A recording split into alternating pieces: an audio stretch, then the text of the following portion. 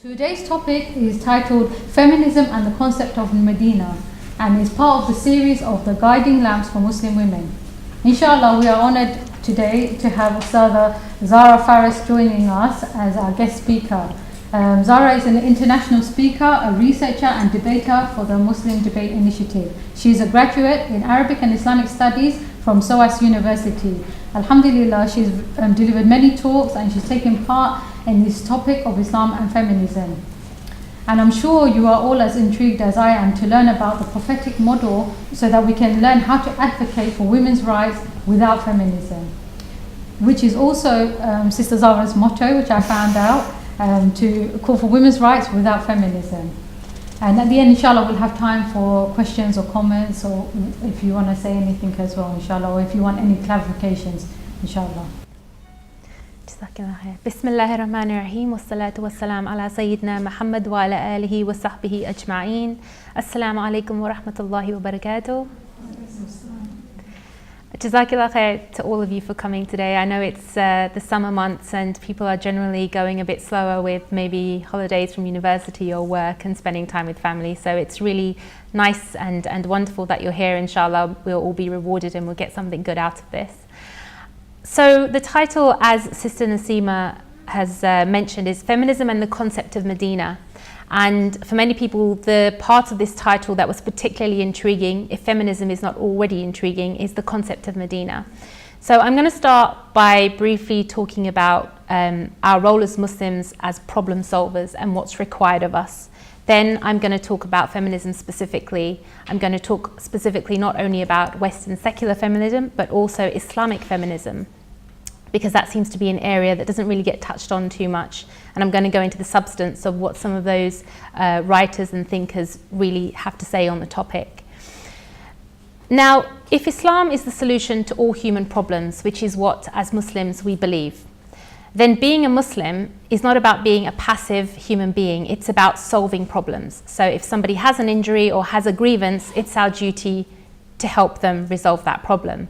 So Allah subhanahu wa ta'ala, for example, says that even to remove an obstacle from the road, that doesn't necessarily affect you. Removing something from the road constitutes an act of charity because you've solved a problem for someone else.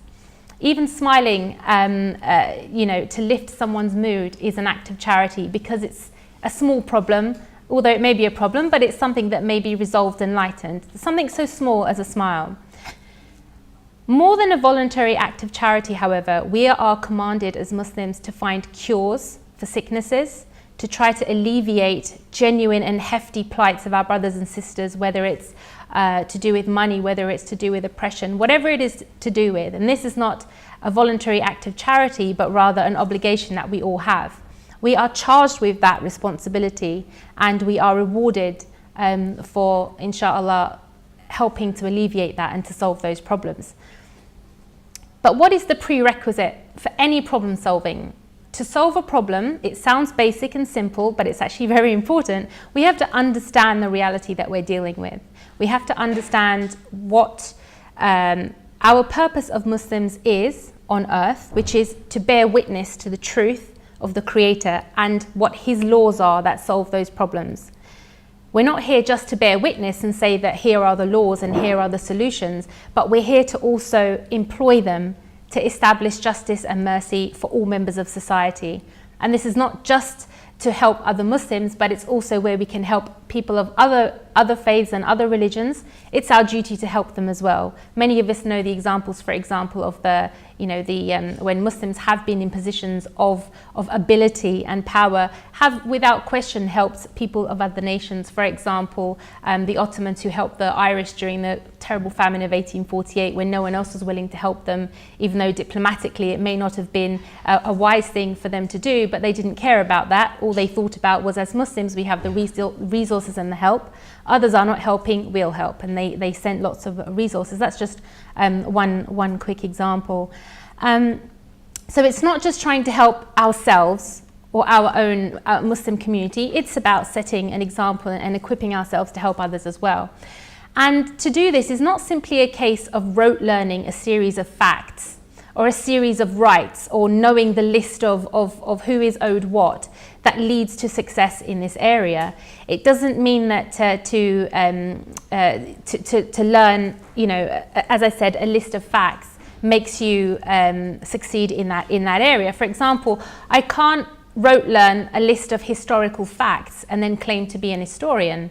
I need to know not just what those facts are, but I need to know how to process those details. I need to know the wider context. I need to know how to analyze and make sense of those historical events. And in the same way, for example, if you're not historically inclined and you're more scientifically inclined, knowledge of biology. Knowledge of biology is different from knowing how to research biology. I can pick up a book and learn some biological facts. Fine, that doesn't make me a biologist. Unless I know how to carry out the techniques and the methods for discovering new knowledge about biology, make improvements to biology, and even research new techniques, only then can someone call themselves a biologist. Now, similarly, as Muslims, we have to understand the Islamic solutions for leading a life. And that doesn't simply mean knowing the list of what is and what is not. To address the problems around us, for example, if particular problems that relate specifically to the rights of women, for example, we can't just have a list of, well, this is not right because we have the right to do X, Y, and Z. Rather, we need to know not just what the rights are, but how to actually structure family life, how to structure wider social interactions, how to establish government that is accountable for all its doings that affect those things from there on, how to best distribute resources, how best a person can carry themselves through their manners, how to worship, how to care for the environment, and so on. It's all about the how, not just the what or the why. And as Muslims, our primary source of guidance for this how is, of course, the Quran. Then we have the hadith, and then the other two sources of Islamic law, ijma', social consensus, and qiyas, analogy. We're going to be focusing on the Quran for the purposes of this discussion, and we'll touch on some hadith as well. Now, generally speaking, some of you may also be familiar when it comes to the Quran and the different types of verses that were revealed. Generally, they are categorized into the Makki verses and the Madani verses. The Makki verses being those which were believed or understood to have been revealed in Mecca, and the Madani, those which are believed to have been revealed in Medina. And one of the differences, generally speaking, between these two categorizations is that the Makki verses, the ones revealed in the early days of Islam, they were more about the why. They were more about Tawheed, the oneness of God, the hereafter, the purpose of life. Why do we serve Allah? Why are we here? They were more about the reasons for our existence. They weren't necessarily about the details of how we live our lives. The Madani verses, the verses revealed in Medina, on the other hand, tend to be much longer. There are fewer of them, and the reason for their length is because they were more legal in their detail. There were very specific legal details about how we live our lives. And they were, the Makki verses were a lot shorter, and they were a lot more poetic, because when Islam first came, it came to a people who were enamored by poetry, who were impressed by poetry. The verses were obviously the most beautiful poetry they had ever encountered. It was sort of a gateway to bring them to an understanding of Islam. The Madani verses, you'll find, are less poetic. They are a little bit more like legal texts. And it's interesting that, and this brings us on to the concept of Medina. The Madani verses tended to be more legal because they were setting up a new society. This is after they had left Mecca and were emigrating to find a place of peace where they could set up an Islamic society. And these Madani verses began to be revealed. And it's interesting if you consider the etymology of the word Medina. It also has origins in Aramaic, where Medina originally meant a town that lived under a particular court. And even in Arabic, Medina, the root is from the word deen. And there's two roots that have deen. One of them is to be to denote a way of life, and the other one is more to do with judging and governing. This is why we have Yawm ad-Din, the day of judgment. If you open Handswear Dictionary, for example, any of you that are familiar with Arabic, you'll see Deen is da, ya, and nun, and it's listed twice, and there's two different. It's the same triliteral root, but there's two different meanings for this at origin.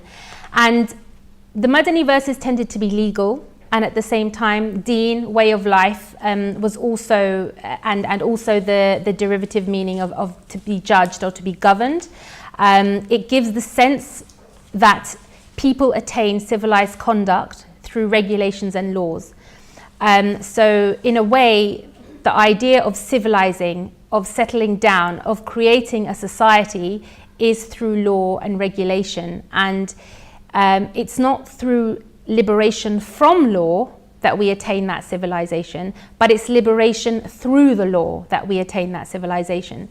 So the word Medina, for that reason, is particularly interesting, and the Prophet ﷺ changed the name of the city Yathrib to Medina. Didn't just leave it as Yathrib, but there are accounts that said, by renaming the city, the implication was that this area or the religion of Islam will be experienced or manifested in that place as a whole, as a complete.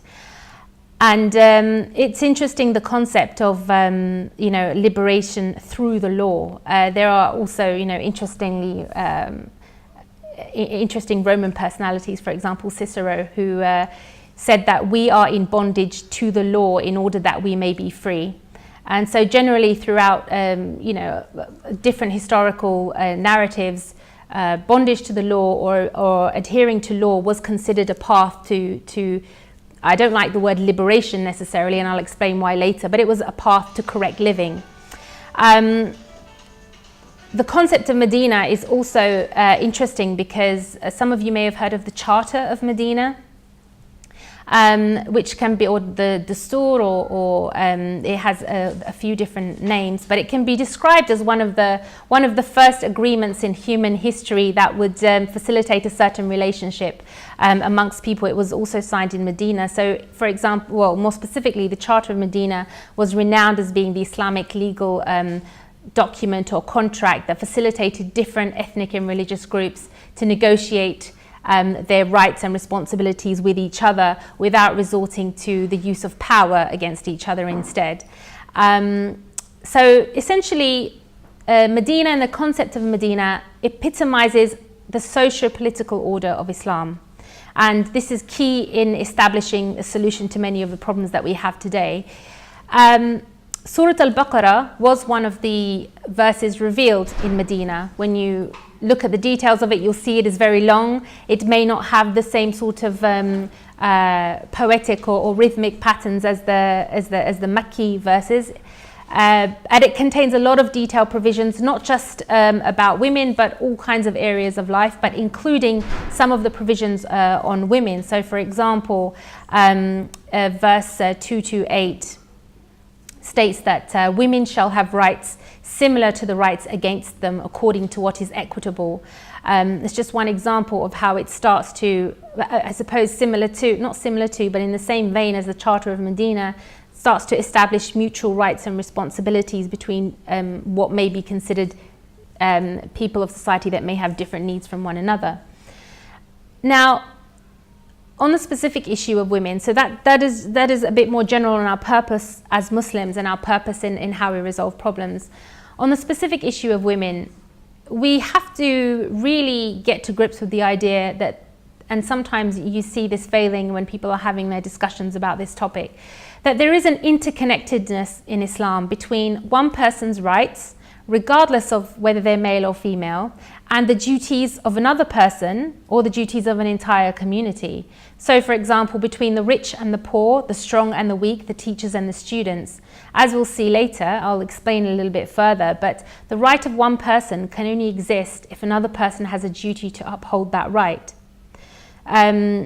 Specifically, while Islam provides rights for women in a profound and insightful formulation, The rights of any person in Islam, as I said, it is incumbent upon others fulfilling their duties, not just in one industry, but in every arena of life, which is why Islam has a holistic model, not just a piecemeal model. So the right, for example, for a Muslim woman to manage her own economic affairs. Many of us know of this. I'm not going to go into the basic details of women's property rights, for example. But the right for a Muslim woman to manage her own economic affairs and to be provided for depends on the duty that a male relative would have to provide for her. That's pretty simple.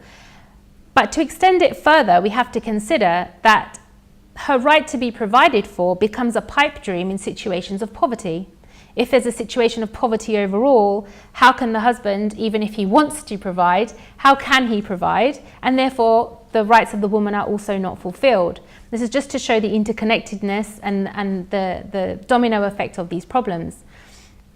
Similarly, the right to obtain legal remedies in the event of divorce or marital discord. This depends on the duty of those that are in authority, so those who are the judges in the situation, or the advisors or the mediators.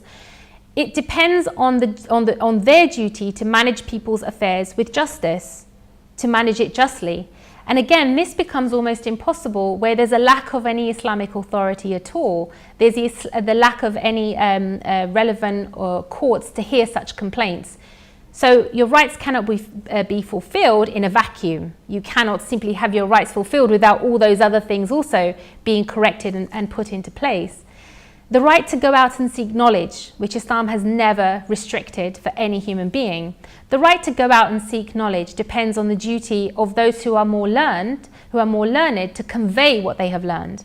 So not only is it a duty on teachers to share their knowledge and not hoard whatever they have learned, but also this becomes a hazard, and it becomes almost impossible if, for example, the streets are filled with violence or fear or war.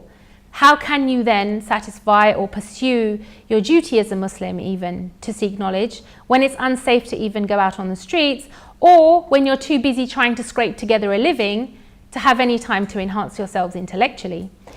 So all these things are connected.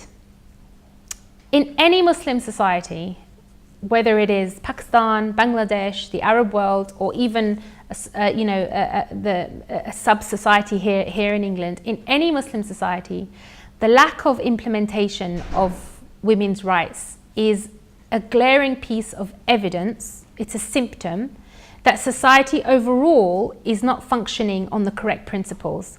It's not again a problem in a vacuum, it's a symptom of a wider problem for some of the reasons that I mentioned. And it pervades all aspects of society. Now, this is the result of there being an imbalance in society. And Allah subhanahu wa ta'ala describes in the Quran in a beautiful verse, Surah Ar-Rahman, which itself is full of balance. When you read it, the way that it flows is just perfectly balanced and it's just wonderful. Allah subhanahu wa ta'ala describes this balance in relation to the heavens and also in relation to our duties as human beings. In English, from verse 5 to 9, He has taught him, in other words, He's taught mankind speech and intelligence. The sun and the moon move by precise calculation, and the herbs and the trees both alike prostrate in adoration. And the heaven He raised and imposed the balance, in order that ye may not transgress the due balance. So establish weight with justice and fall not short in the balance. The word used is al-mizan, which means nothing, it means balance. So balance is one of the key concepts in ensuring a harmonious, or as harmonious as possible, existence for us as human beings. So allamahu al-bayan, ash-shamsu wal-qamaru bihusban, wal-najmu wal-shajaru yasjudan, was-sama'a rafa'aha wa wada'aha al-mizan, alla tatghaw fil mizan, wa aqimu al-wazna bil-qisti wa la tukhsiru al-mizan. So that word is repeated throughout. It's all about the measure and the scale, whether it's the heavens or whether it's how we balance our duties. So I hope we've established so far that rights come from duties, And merely demanding our rights alone is not enough. Rather, we should be seeking ways to ensure that each part of the ummah is fulfilling its respective duties. Now, from this balance, and it was the word mizan. It wasn't the word, it wasn't promising heaven. It wasn't promising utopia. Rather, as one of my colleagues helpfully put it, it offers an optopia. In other words, a society where things are calibrated in the optimum way possible. So it may not be perfect, but it's actually the best balance that mankind, in its imperfect nature, can achieve through following God's pattern. One particular narration that is very revealing in how we manage this issue is the Prophet ﷺ was describing it as the people in the top and bottom of a boat. So I mentioned earlier that you have the rich and the poor, the strong and the weak, the educated and the learned, those with and those with less. And the Prophet ﷺ said that the example of the person abiding by Allah's order and restrictions in comparison to those who violate them is like the example of those persons who drew lots for their seat in a boat. So there's a boat. Like in life, we don't know what we're going to get. We don't choose necessarily all of our strengths or all of our weaknesses. We get what we get, right? So the Prophet sallallahu alaihi wasallam is saying that, this is like we're drawing lots for seats in a boat. Some of them got seats in the upper part and others in the lower. So perhaps you could consider this as the rich in the upper part or the strong in the upper part, and you may have certain elements of your life where you are considered to be in the upper part, and in other elements you are in the lower part. It's not necessarily saying that some people are always in the top and some are always in the bottom, but the narration goes on. When those in the lower part of the boat, so they are inside in the base of the boat, when they needed water to drink, they had to go up to bring water, and that troubled the others, that troubled the ones on the top. So the ones in the lower part said, I'm paraphrasing now, by the way. They said, let's not make a hole, let's not bother them. Obviously it's too much hassle for them. Let's make a hole in our part of the boat, and then, we can get water for ourselves, and they won't have to worry about it. We won't have to trouble them anymore. And the narration goes on. If the people in the upper part let those in the lower part do what they had suggested, in other words, if the people in the upper boat let those down below drill holes in the boat, then everybody would have been destroyed because the whole ship would have drowned. But if they had prevented them, then both parties would be safe. And so what the Prophet ﷺ is describing is a situation in which those who have the upper hand or have an advantage in society have a duty to ensure that those who are in need of their assistance are not neglected, and that those who are in need of their assistance don't feel shy about demanding what Allah has apportioned for them. And if they do neglect them and push them to the point where they start drilling holes in the bottom of the boat, it's not just those in the bottom or who are disadvantaged who will suffer, it is all of us, whether it's in this life as a result of the material actions, or whether it's in the next life, because we are all going to be accountable for whatever advantage we have. And I think that particular narration is quite powerful in explaining or visualizing the actual situation that we are in at the moment. So the solution for the lack of rights of the people on the lower deck is not that everybody should get a drill for their part of the boat. That's madness. Rather, it's about the people on the top fulfilling their duties, and this is where our campaigns or our work needs to focus. And to do this, we need to take time not only to understand the Islamic solutions, but also to understand, and why part of the reason why we're here today, but it's also to understand other belief systems and worldviews, including feminism. And we need to observe how these other systems approach the same problems and what's the reason for this. Now, if we're going to invite another person to follow Islam or to even practice Islam if they're already a Muslim, and to practice its solutions holistically, then we need to be able to explain why these solutions are better than other worldviews, and how these other worldviews can be problematic. we know that we learn more from, well, often we can learn more from others' mistakes rather than our own successes.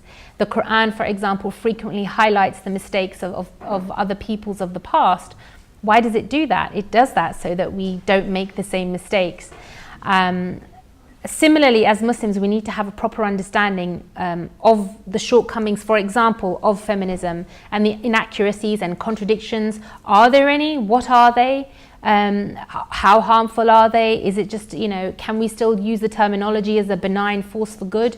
We need to understand all of this in order to fulfill our roles as Muslims, as problem solvers, and in order to offer and implement better solutions. Now, very briefly, what is the cause of all these injustices that we're seeing in the world today? Now, we see, for example, if we look over to the East, social injustice that's faced not just by women, but by men and children. It's carnage, it's chaos. The injustice that's faced by both men and women in the post-colonial Muslim world today, it's plain to see.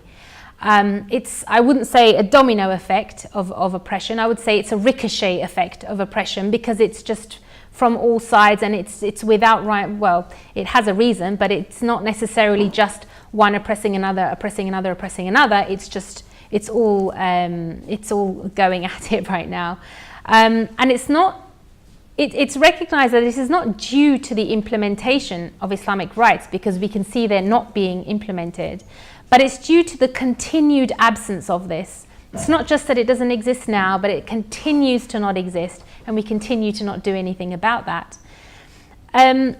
Now, a very, very detailed diagnosis of the situation in the Muslim world is probably for another day or another session, but very briefly, we can see that, by way of summary, the Muslim world presently is exhibiting the traumas of a post-colonial amputation of the holistic wisdom of Islamic texts from the education system. So there are many accounts of colonialists in the Muslim world changing the way the education system works, so that Muslims are no longer pursuing or even getting a basic understanding of the laws of Islam, but rather it's separated into, that's just religious studies, you can do it after school with your Maulvi Saab or something like that. And this secularization of education is one of the causes of the shallow and superficial understanding of Islam that currently tends to is predominant in the Muslim world today. The way that Islam was classically understood, it's a distant memory, and this is what's giving rise to injustices against both, against all. And it's a sad state of affairs when we are, to our religion as archaeologists, we are chipping away to try to find nuggets here and there. How was this dealt with? How was that dealt with? And this should all be alive. This knowledge should be alive. It should be living with us. But rather, we have to look at it as though through glass in a museum. We don't even know where to begin often. It's just, you get a bit from here, someone has a bit here, someone has a bit there. It's not systematic. Mashallah, there seems to be a little upturn, at least here in London, of sisters studying and becoming, studying to become scholars and to become alimat, and that's fantastic. But we'll get more into that shortly. Now, this shallow thinking, this kind of poverty of thought, it's caused some people to look over to the other countries and say, well, for example, I was in Pakistan recently, and you have people of all sorts. You have people that are very rich, you have people that are very poor, you have periods of no electricity, even though you have every other modernity. You have Wi-Fi better than you have in London. You can go out there to, a very outback post of nowhere and still have more bars than you tend to have in London. But it's very strange. It's really advanced, and at the same time, it's really lost. You'll have, a shop selling cronuts and weird lattes and rolled up ice cream done on the spot, and right in front you have a beggar sitting in a bowl with no legs, pulling himself along. It's just this really weird, paradox of what's going on. And so those people who are downtrodden in those societies, they look over to the West and they say, well, those people have water, they have food, they have electricity, they have clothes, they have somewhere to live, they have school, their way of life must be good. I'm going to imitate that way of life. And this shallow thinking, or this poverty of thought, that has caused this degradation in the Muslim world, it's caused some of them to want to imitate the life of their former colonizers, which they see are now doing very well across the pond or wherever. And in particular, it's the ideology, whether they realize it or not, or whether it is packaged as this or not. But a lot of this comes from secular liberalism and its offshoot of gender feminism. And it's in this milieu that people are now seeking to articulate feminism through the medium of Islam, through the language of Islam, and some are even trying to propose and advocate the notion of, and we'll come into why this is a contradiction later, but of a feminist Islam. I would point out that, like colonialism, however, feminism is not the primary cause, it's not the first cause of our problems today. Rather, it's the inevitable unwanted repercussion of our failings, and it serves only to compound our problems further. Now, it wasn't just our failure to defend Allah's model and way of life in the first place, but also our continued failure to collectively maintain a sound ideological basis for our beliefs in the first place. And the reason I say it's not the primary cause is because it happened. How did we allow it to happen in the first place? But it is a problem. It is a repercussion that makes our problems worse. It exacerbates the situation. And hopefully, through reviving the ideological basis and Allah's model for how we should be living, will challenge the root problem at the very beginning. Now, there are some who advocate through this a reformation of Islam, who consider Islam to be, the subject of their own imported solutions. So let Islam be treated with secular liberalism. There are some who advocate this kind of solution, and there are others who advocate the revival of the classical understanding of Islam by way of solution. And they consider Islam as the object. This is the solution. It's not something that needs to be treated itself. And I would just point out as well that the matter of women's rights has never been, and we shouldn't let it be considered to have been the exclusive remit of feminists. It's not their topic. Women's rights does not belong to feminists. Questioning feminism, as we will do, and its methods, is not tantamount to questioning whether women's rights need to be safeguarded. These are different things. The amount of times these things have been conflated, leading to, absolutely balmy discussions simply from this small point, is quite amazing. And it's not, and nor is it tantamount, which some people seem to think, that if you are about to criticize feminism, that you are inviting injustice upon women. Unfortunately, feminism hasn't been able to protect women from the injustices that they claim, and so it's not tantamount to inviting injustice upon women merely to criticize feminism or to even question it. Now, very briefly, why is it important that we get this right, if we don't already know? Why is it important that we don't adopt the wrong solutions? Now, to some people, they would explain that women end up as feminists because they're forced to do so out of desperation.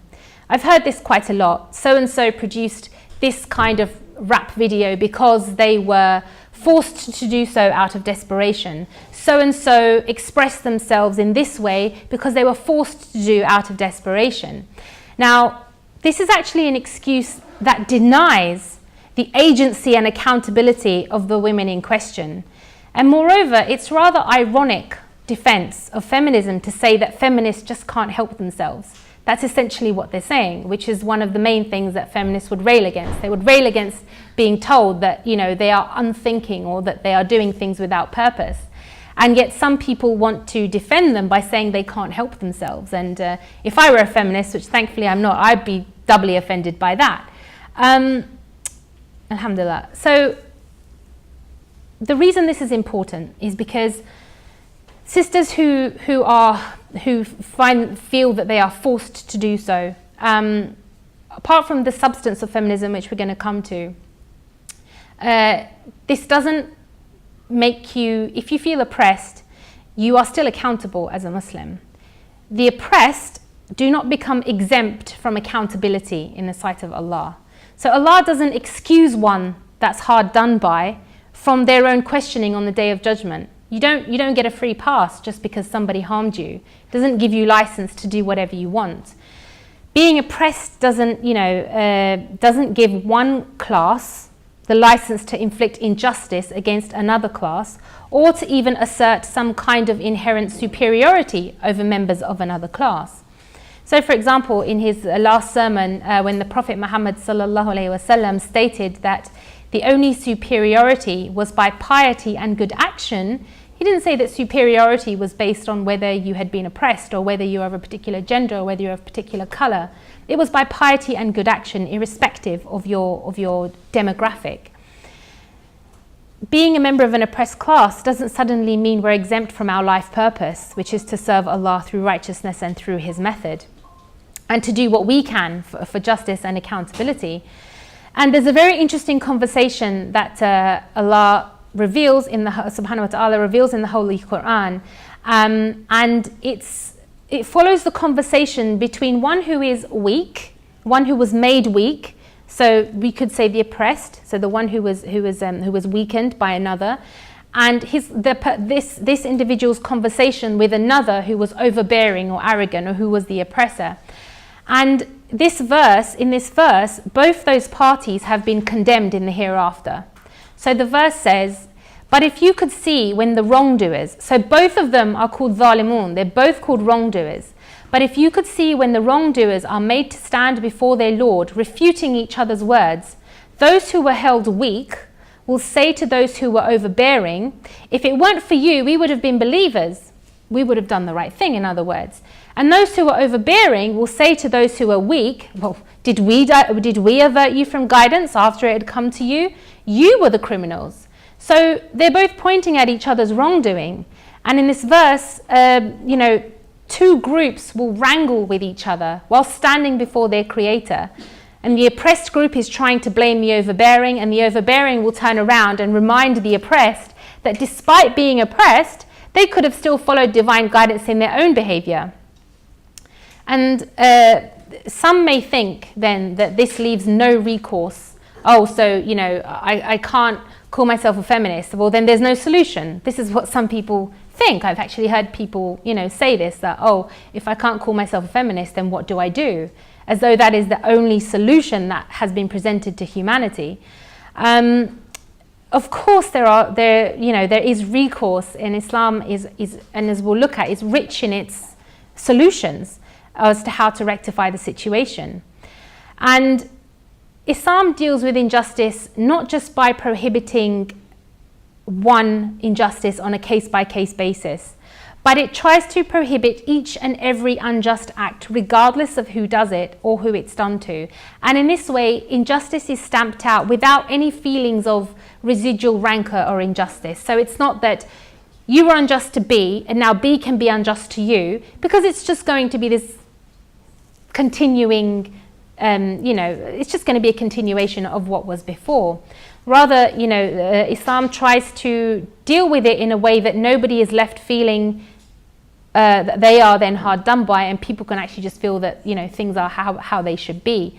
So Allah subhanahu wa ta'ala says in the Quran, O you who believe, stand out firmly for Allah and be just witnesses. Let not the enmity and hatred of others make you avoid justice. And no matter how angry you may be at someone who you believe is oppressing you, you cannot avoid doing or behaving with justice or behaving in the right way. The verse goes on, be just, that is nearer to piety. Remember, the Prophet ﷺ said the best are those who are pious and fear Allah. Verily, Allah is well acquainted with what you do. Another verse which it develops this even further. O you who have believed, be persistently standing firm in justice, witnesses for Allah, even if it be against yourselves or your parents or your relatives. Whether one is rich or poor, Allah is more worthy of both. So follow not your personal inclinations, lest you not be just. And if you distort, i.e. your testimony, or you refuse to give your testimony, then indeed Allah is ever with what you do acquainted. This idea of be witnesses and stand firm, even if it is against yourselves. When I talk about later the way that sometimes feminists have created classes of people, that women are one class and we must back women no matter what they're saying or doing, just remember this verse which says, stand for justice, even if you think it is you're standing for justice against your own kind, whatever that may be, because justice is the only path that will actually result in the right solutions. So just bear this particular verse in mind as we go forward. Now we're starting to get to the meat of feminism. And as an entryway to that, I want to talk about, I mentioned earlier that the word liberation doesn't always sit quite right with me. And there's a reason for that. And the reason is that it's a word that is used by every single group and movement that is jostling for its own rights and territory today. They want liberation, liberation, liberation, liberation. And everyone is talking endlessly and passionately about liberation for themselves, or even imposing liberation on others sometimes. But few talk about what the word itself actually means. What do they need to be liberated from? If all these different competing factions need to be liberated, what do they all need to be liberated from? Do those things even coincide? What do they need to be liberated to? It doesn't explain or diagnose the wider situation or explain anything about the landscape in which they're vying for their rights.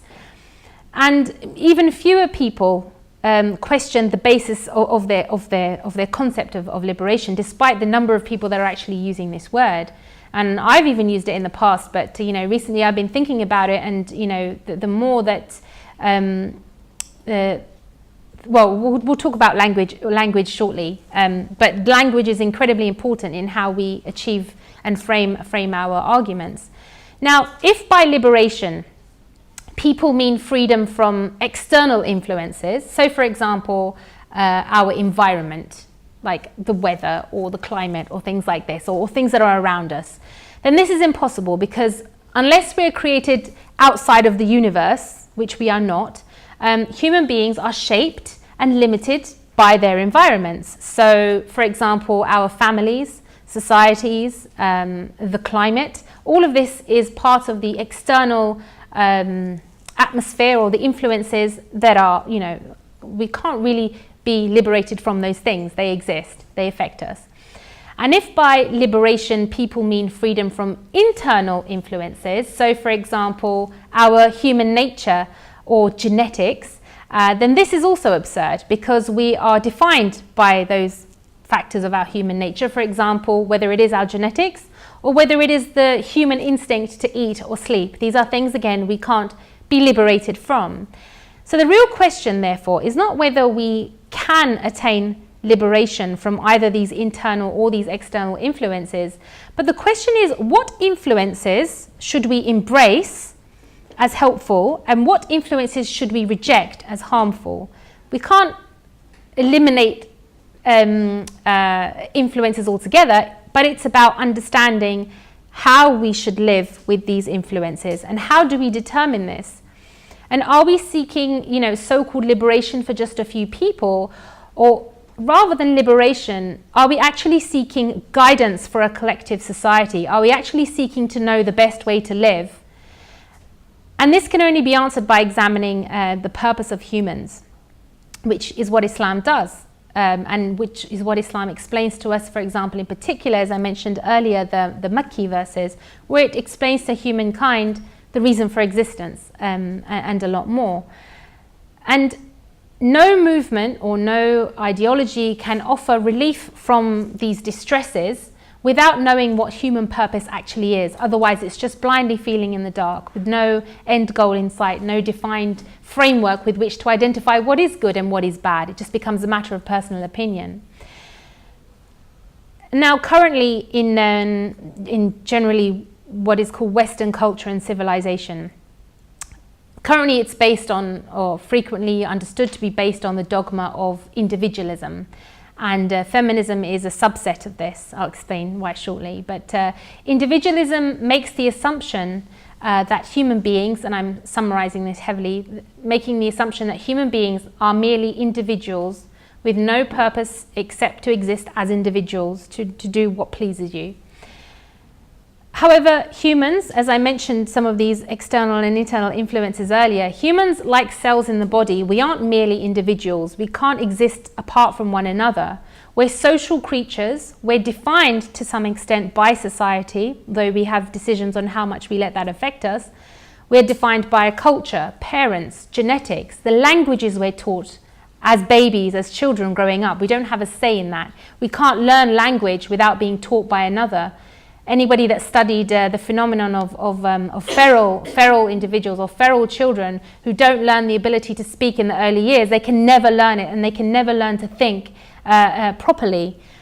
And these are things which we depend on other people for. We don't live as isolated atoms in society. And we're creatures that have many instinctive needs, and they can only be fulfilled by other people. And this is why solitary confinement, for example, in prisons, it's one of the most inhumane punishments. It's one of the most frightening punishments for inmates in prisons. The idea of solitary confinement, they would rather be in an environment with other criminals than be left alone without any stimuli and any other person to be with. Now, humans, as I mentioned earlier, we were created in the universe. It sounds really obvious, and it is obvious. We were created in this universe with our genetics and with our nature, and we did not create the universe. We were not the ones creating all of this. We are subject to this, and there's no escaping that. And these realities, this all reflects the higher truth that we are part of. And it's actually individuals claim to put the individual above these realities, to make out as though we can do whatever we want, is actually orphaning humans from this higher purpose. It separates us from that understanding of our higher purpose, that we are subjects of God. We didn't create God. And in doing so, this kind of liberation, by putting the individual above all of this, it renders lives meaningless, and it renders lives vulnerable to oppression by the vanities of those who happen to be strong in human society. So the question then is, does feminism offer a purpose for women? And can it really claim to understand what women who are part of the human species actually need? As Muslims, as I said, we know that Islam does this. Does feminism do this? Now, feminism, as I mentioned, is based on individualism. And it claims that it too wants to free the individual, i.e. free women, from all imposing influences. Imposing influences meaning particularly God, culture and society, including gender roles. And it will package these all up as patriarchy. And they claim that they want to free women from this, all in the name of individual freedom. Unfortunately, feminism as an ideology lacks any concrete idea about human purpose, and consequently how humans, or more specifically female humans, should be living. So simply saying, as feminists often do, that women can do as they wish and give themselves their own meaning is as pointless as a dictionary without definition. As Muslims, we know what we have to live with meaning, otherwise what is the purpose of life? Whereas these ideologies don't have an explanation for that. And in offering women no valid purpose or meaning, and I'll give an example of this, but it actually leaves women more open to the vagaries and capriciousness of a lot of the social forces that are responsible for many of the problems in the first place. So feminism isn't liberating women from this base causality, rather it's just leaving the way for new social pressures to be created, constituting new forms of oppression against women. And essentially, feminism becomes endless resistance with no end goal, with no end vision, because it doesn't have a framework with which to depict that in the first place. An example of this is that many feminists, and not all, but some feminists, they have different factions on this, but a particular faction of feminists will advocate that women should be able to wear whatever they want and reject any social norms of propriety. And this opened, essentially Pandora's box of female exploitation. fashion and media industry, turning women into one-dimensional objects for mass consumerism. There's countless studies of social pressures of beauty causing the rise of eating disorders, not just amongst women and girls, but also men and boys, because it's become something that has pervaded society so deeply, so much so that labiaplasty has become one of the fastest growing forms of cosmetic surgery in the US and the UK. Not the fast, but one of the most fast, either the second or the third. And it's to the point where women hate their own bodies to that extent. Now, although some feminists, this is just an example, by the way, although some feminists recognize these social pressures, they don't know exactly how to challenge it without compromising the dogma of individual freedom that created that in the first place. So on one hand, it's express your individuality by dressing however you want, but at the same time, it's that particular individual freedom that has created the problem in the first place. So it's a vicious cycle, and it's because they don't have a yardstick for what is the right level and why is that the right level. I remember seeing not recently, it was a couple of years ago, but one woman had started a campaign to revive the classical, more the vintage style of swimwear on the beach, where it was more covered, but it was still a swimsuit. And I wondered why she had picked that period in particular. Why that period? Why not further back? Why not further back? Why not this period? Why that particular period? There was no reason. It was just personal choice. So it becomes up to the whims of the human mind as to what might be good and what might not be good, as opposed to having an objective criteria for why it is a certain level of covering, and how to exactly why it is that level and what the hikmah is behind that level. And it's not something that we can determine through trial and error.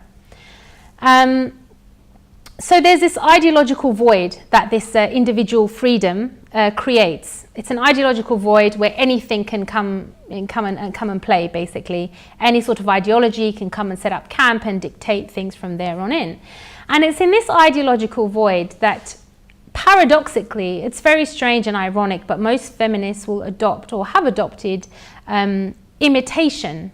Making men and male roles the object of emulation, making that the yardstick for what they should be doing, and making gender the lens through which any situation in life should be analysed. And this lens, as a slight detour, a very interesting one, has been subtly responsible for how we view women of history as well. Now, when we look at the women of, or when we think about the women of pre-Islamic Arabia, there's actually, historians would say there's very little that you can know for sure about how they lived. There are different accounts of, maybe depending on what class of society you were at, that would affect how your life was, whether it was advantageous, whether it was not advantageous. There's different narrations, there's different opinions about what life was like. But to consider that, I think that the word oppressed, or to say that they were oppressed, it presumes automatically a class system whereby the women of pre-Islamic Arabia were deliberately oppressed just because they were women. In other words, what feminists would call misogyny. Or were they women that, along with other members of society, happened to be the victims of an unguided existence? And I'll explain what I mean. Now, Khadija radiallahu anha was a powerful businesswoman, self-assured, independent. She sought, to pursue a proposal herself. And this was before the advent of Islam. She doesn't sound like, mashallah, she didn't sound like a downtrodden or oppressed or even a weak-willed individual. She sounded like she pretty much knew what she was doing with her life. And the early converts, female converts, including those who emigrated with the Prophet ﷺ, they were robust in their convictions and resilient in the threats that they faced. They didn't just do what their husbands wanted them to do. They had the strength and the fortitude to do that. They weren't meek or weak wallflowers. They had to be strong to do that. They had to have that in them, at least. Consider alternatively on the side the Battle of Uhud, where many women were sent along with the forces to rile up the anger of those who are fighting. Consider Hind. She didn't sound like much of a wallflower. She didn't sound very meek or downtrodden or oppressed. And again, some of this may have been due to class. Some of this may have just been due to the fact that in a tribal society, there is no set rule for how people are. It's just about, power balance, whether that's within the family, whether it's between clans, whether it's between tribes. There was no overall legal system of how society should live. It was, tribally and clan-based. They may have had chiefs discussing and coming to agreements, but essentially it was a power struggle. It was a power balance all the time. And so for some, they may have been oppressed. For some, they may have been dominant. There are even some historians that have noted that some other women during that time were actually very free in terms of their relationships with men, and it said that some of them had the option to dictate a monogamous marriage if they wanted to. So for those who are looking from a liberal perspective, they may say that, oh yeah, they were not oppressed. They were doing fine by our standards. So we have to be careful when we just automatically categorize, oh, these women were oppressed. Rather, it is more helpful to remember that rather than describing them as being oppressed or subservient, although that may have been the case in many instances, to see them as the whole of society, in the word that Islam has used for a long time, which is jahil, ignorant. They didn't know either way whether this was right or wrong. This was just how they were. This was just the way that they were living. It's a state of being almost oblivious.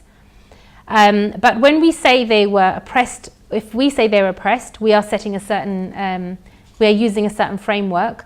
If a liberal historian will say they are oppressed, they may be using a different set of goalposts than us. So we have to be very precise with our language when we talk about or when we think about the lives of men and women before Islam. This is why the word jahil or ignorant is actually the best word, because they may not have felt oppressed even though they were. They may have felt that this is just the way things are. Some of them may have even capitalized or exploited that situation to the best of their ability. Oppressed is a word that we have now started to use a lot, along with liberated. And it's not always the most precise word. It's not to say that people were not oppressed, but it's not the word that is necessarily the correct diagnosis for what was going on. And it also reminds us that it wasn't just society wasn't wrong because men were deliberately targeting women as their targets. Rather, the target for most people in such a society would be to attain power. Whoever they hurt along the way is just collateral. That's not the actual objective. The objective is to attain power, to keep your needs and security being fulfilled in society. And whether it's the poor or the weak or whoever, it's a state of haphazardry. It's a slow playing chaos that results in clans vying for power to ensure their security. So there were necessarily victims, but it's not that they were. It doesn't necessarily mean that they were targeted. Do you see what I mean? It's not, and this is a problem when people tend to throw around the word, and I'll come to this more later, but throw around the word misogyny, which means the deliberate targeting of women merely because they're women. And as I'll explain later, I think that's letting people off a little too lightly, because if you say that someone is merely a misogynist, that's not as bad as saying that they are failing to uphold the laws of Allah, which is, in my mind, that's much more worse and much more powerful way to hopefully, get people on the right track. I think calling them misogynists is giving them an easy ride. Whereas if you point out their failure to uphold what Islam says, what worse indictment could there be that also tells you about the solution as well? It's like, it seems to be a better way to deal with it, but we'll talk more about that shortly. Now, it's interesting about this idea of the oppressed, because by putting this concept of class hatred, whether it's real or imagined, isn't new. Obviously, what we're talking about is a long time ago, but the phenomenon has been observed throughout history and throughout the world. So one Brazilian philosopher and educator, Paulo Freire, noted, the oppressed, instead of striving for liberation, tend themselves to become oppressors. Their ideal is to be men, but for them to be men is to be oppressors. So when you erroneously put people into classes that all men are the oppressors and all women are the oppressed, then you erroneously make that your targeter of what to become. And similarly, Ibn Khaldun, the 14th century Muslim philosopher, he also observed this dynamic and suggested that this imitation inadvertently reinforced the idea of the superiority of the perceived oppressor. So this philosopher Ibn Khaldun stated, the vanquished always seek to imitate their victors in their dress, their insignia, their belief, and other customs and usages. And this is because men are always inclined to attribute perfection to those who have defeated and subjugated them, either because the reverence they feel for their conquerors makes them see perfection in them, or because they refuse to admit that their defeat could have been brought about by ordinary causes, and hence they suppose that it is due to the perfection of the conquerors. Should this belief persist for long, it will change into a profound conviction and will lead to the adoption of all the tenets of the victors and the imitation of all of their characteristics. And this imitation may come about either unconsciously or because of a mistaken belief that the victory of the conquerors was due not to their superior solidarity and strength, but due to the inferiority of the customs and beliefs of the conquered. Hence arises the further belief that such an imitation will remove the causes of defeat. So there are, of course, some serious problems with these dogmas, with the idea of imitating the oppressor, and it makes feminism in these ways incapable of liberating women, and instead it makes it incumbent on women in this imitation game to have to be successful career women and to belittle women who choose to be full-time parents, to belittle them as somehow not achieving their full potential and letting society down by embracing what may be considered a traditional female role.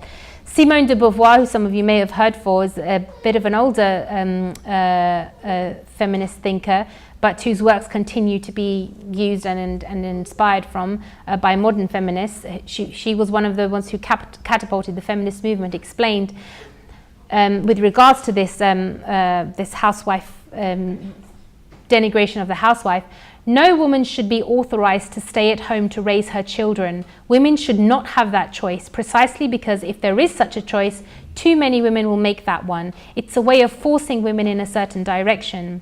So there's this arbitrary imitation of men and this arbitrary denigration of what a woman may want to do. And you know, the question is, can this really make women happier? Some studies show that, for example, women in, and this isn't always the case, but this particular study showed that women in business leadership roles were reported as 47% more likely to suffer from depression than men in similar jobs. And, you know, it's just a question whether this imitation, arbitrary imitation, can it really make women happier? And just as an aside on, you know, people often bring this up with regards to Islam, that why should, the woman's worth or virtue be defined by her actions towards her husband. First of all, they're defined by her actions towards God, not towards her husband. But in the same breath, the Prophet ﷺ reminded men that the best amongst you is those who are best to their wives. So the men's virtue and goodness was defined by how they treated their women. So it's not a one-way street by any means. Now, similar to this intellectual void of secular feminism, advocates of what is being called a feminist Islam, and I use that with heavy air quotes, commonly assert that because it's a matter of human interpretation, there's no single authentic, authoritative or objective version of Islam. I hear this quite a lot, maybe you have heard it too. And there's reams and reams written about this by feminists, that there's no single authentic, authoritative or objective version of Islam, and that for according to these feminists, it's dangerous to assert that there is one. And such feminist advocates will lament the phrase, Islam is, and even the Quran says. For them, there is no Islam is or the Quran says, because it is not one thing, and it does not say one thing according to them. In other words, the claim put forth by many Muslim feminists is that there's no one interpretation of the will of God. And in arguing this, such a claim attempts to make room for or legitimize the existence of a feminist reading of Islam. And we'll look at why that in itself is problematic. However, this argument that there is no authoritative version of Islam, first of all, it's counterproductive even for feminist advocates. Because if there's no one authoritative interpretation of Islam and any and all interpretations are equally valid, then on this basis, a feminist interpretation would be just as valid as a misogynistic or patriarchal interpretation. If there's no authoritative version to arbitrate, then you have no grounds on which to propose their own reading. Now, feminists may respond that others exploit this opportunity for their own ends. They may say that because they're exploiting it, in their view, misogynistic scholars are exploiting it for their ends. Their interpretations should not be given any credence. So because there's no authoritative interpretation, we shouldn't give credence to these men. But if there's no authoritative version, as I said, then who has a mandate to declare who is sincere in their interpretation and who is not? And who has a mandate to condemn another with the charge of exploiting Islam for their own purposes? Now, not only does the claim that Islam is open to any interpretation, it unjustly reduces a very sophisticated body of theological sciences to as vague and hokum a process as reading tea leaves. It's like it can mean anything. What do you see in the clouds? It's like anything. But the use of this assertion, it backfires and leaves even the foundations of a feminist theology no more credible than those, for example, of violent terrorists, accused misogynists, and even fascists. If it can mean anything, it can mean anything. If feminists have relegated the will of God to possibly meaning anything that can be imagined based on one's disposition, then just like the Rorschach ink blot test, it's simply the case that the loudest voice wins out. Now, unlike Islam, feminism doesn't have a specific holy book. It doesn't have a Quran. It doesn't have a code or a canon. It doesn't even have an authoritative body to arbitrate what is authentically feminism and what is not feminism. Now, this leaves us with the absurd but accurate realization that feminism is more unclear, confused, and subject to interpretation than it can ever claim to be the case with Islam. And in light of this, one should fail to see the use of trying to see into muddy waters by using muddy glasses. It's just, it's not the path to clarity. Of course, the premise of the Quran, the premise that the Quran is somehow vulnerable to multiple interpretations is itself false.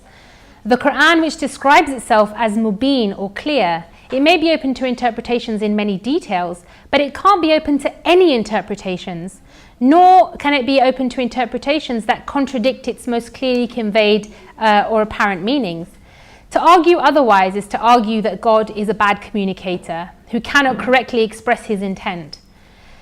For example, one can't argue that the Quran advocates polytheism, any more than one can argue that, as a general rule, the Quran doesn't give 2/3 of inheritance to males. No matter how skilled your mental gymnastics may be, those verses say what they say. You remember how I referred to the Medinan verses as being legal and clear and prescriptive, whereas the Makki verses were more poetic and a bit more thought-inducing and a bit more, you could say those were a little, those were not designed to give clear prescriptions, but those were for you to think and ponder over and interpret. So there are general rules that are stipulated either in the Quran or in the Hadith as being general, and exceptions to the general rules are stipulated in the Quran or the Hadith as being exceptions to the general rule. The exception is never phrased as the general rule. You have the general rule and then you have exceptions on certain circumstances. So many of the clear prescriptions and proscriptions in the Quran are straightforward, and being general commands, they're not specific to a particular context, they're just general commands. And any ambiguities that do arise are usually from the details or from some of those exceptions that I mentioned. And to find the explanations for those, we look, for example, at the life of the Prophet Muhammad sallallahu alaihi wasallam, which we look to provide clarification for those. Now, it should be noted that for many feminists, it's also unacceptable that legal interpretation should be the exclusive remit of jurists. And they may say, for example, that if you say that it's only for jurists, you're saying that jurists are infallible. It is, however, easy to point out the obvious, that it is because all human intellect is accepted as being infallible that it's considered necessary that the job of legal interpretation is done by those that satisfy at least a minimum intellectual criteria. It's because we know that human beings are infallible that we reserve that task for those who are equipped to do that job. It's not something that not everybody can issue a fatwa. Now, one of the primary claims of feminists who engage in the interpretation of Islamic texts is that male voices have drowned out the will of God. According to these claims, Islamic scholarship has been a male-dominated or patriarchal enterprise that has either deliberately or incidentally subordinated and deprived women of their due rights. One contemporary academic, Dr. Shuruq Najib, for example, states, when Muslim women stand before the Quran to hear the divine discourse, they also hear the voices of male interpreters, and that to hear the Quran without the mediation of men, some Muslim feminists choose to suppress the male voices in order to recover what they perceive to be an originally liberating and egalitarian divine message. Now, first of all, it's unclear how this muting of the male voice would be achieved.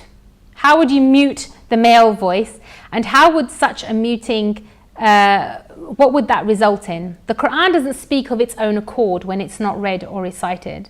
And if male voices are biased, why is it believed that female voices will necessarily and infallibly produce an egalitarian divine message? Are female voices or interpretations considered by such feminists to be superior to men's in what is essentially an intellectual endeavour? Now, it's argued that male readings remain incomplete due to the absence of a female reading. But then, are female readings similarly incomplete? Or are they somehow then complete? Are they deified and somehow considered to be all-knowing? Now, to claim that having a particular gender produces distortion in intellectual endeavours is itself a sexist claim.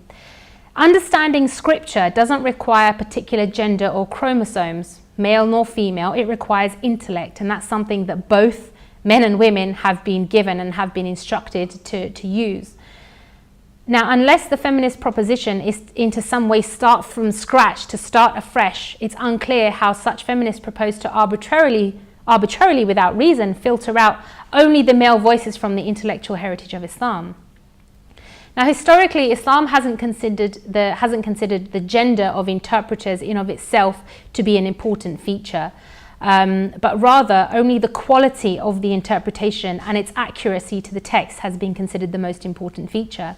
Consider, for example, that and many of this will be familiar to you, hopefully, but consider that the heritage of intellectual Islam, and I'm sorry to revise this again, but why not? It boasts highly accomplished and renowned scholars in the thousands who just happen to have been female. The contemporary Sheikh Akram Nadwi has documented at least 8,000 female scholars across global history, and that's just in the field of hadith sciences, the sciences of narrating the life and saying and tacit approvals of the Prophet ﷺ. Now, because Islam doesn't make a differentiation between male and female intellects, both male and female students are reported in our heritage to having congregated to learn from these intellects. Sometimes they would even crowd around a female scholar's home to learn from her. Notable male scholars are reported to have taken knowledge from female scholars, including Ibn Taymiyyah, Al-Dhahabi, Imam Shafi'i, Imam Malik, Imam Ahmad ibn Hanbal, Imam Abu Hanifa, and even the Caliph Abdul Malik ibn Marwan. They're all reported to have taken knowledge in some way from female scholars. In the past cities of Central Asia, and I'm bringing this up also because of the accusation of the male voice drowning out everything else. In the past cities of Central Asia, it's reported that the legal opinion or fatwa would only be issued from a house if it also had the signatures of the householder and his daughter, his wife, or his sister. So that's how widespread Islamic understanding and knowledge was, not just amongst men, but but that's how widespread it was amongst women, and it wasn't because they were women, it wasn't considered a novelty, they just happened to be women. It was the norm. So not only have female scholars undeniably played a prominent and critical role in the development of Islamic law and Sharia as we know it today, but Islamic courts were so renowned for guaranteeing justice for women that even as recent as during the Ottoman Caliphate, even women of other religious communities preferred to have their matters dealt with in Islamic courts, even though they had access to courts of their own religion. So even though Jewish, Christian, and any other women had access to their own religious courts, many of them preferred to go to Islamic courts because they felt that they were more just to the women's plight than their own courts.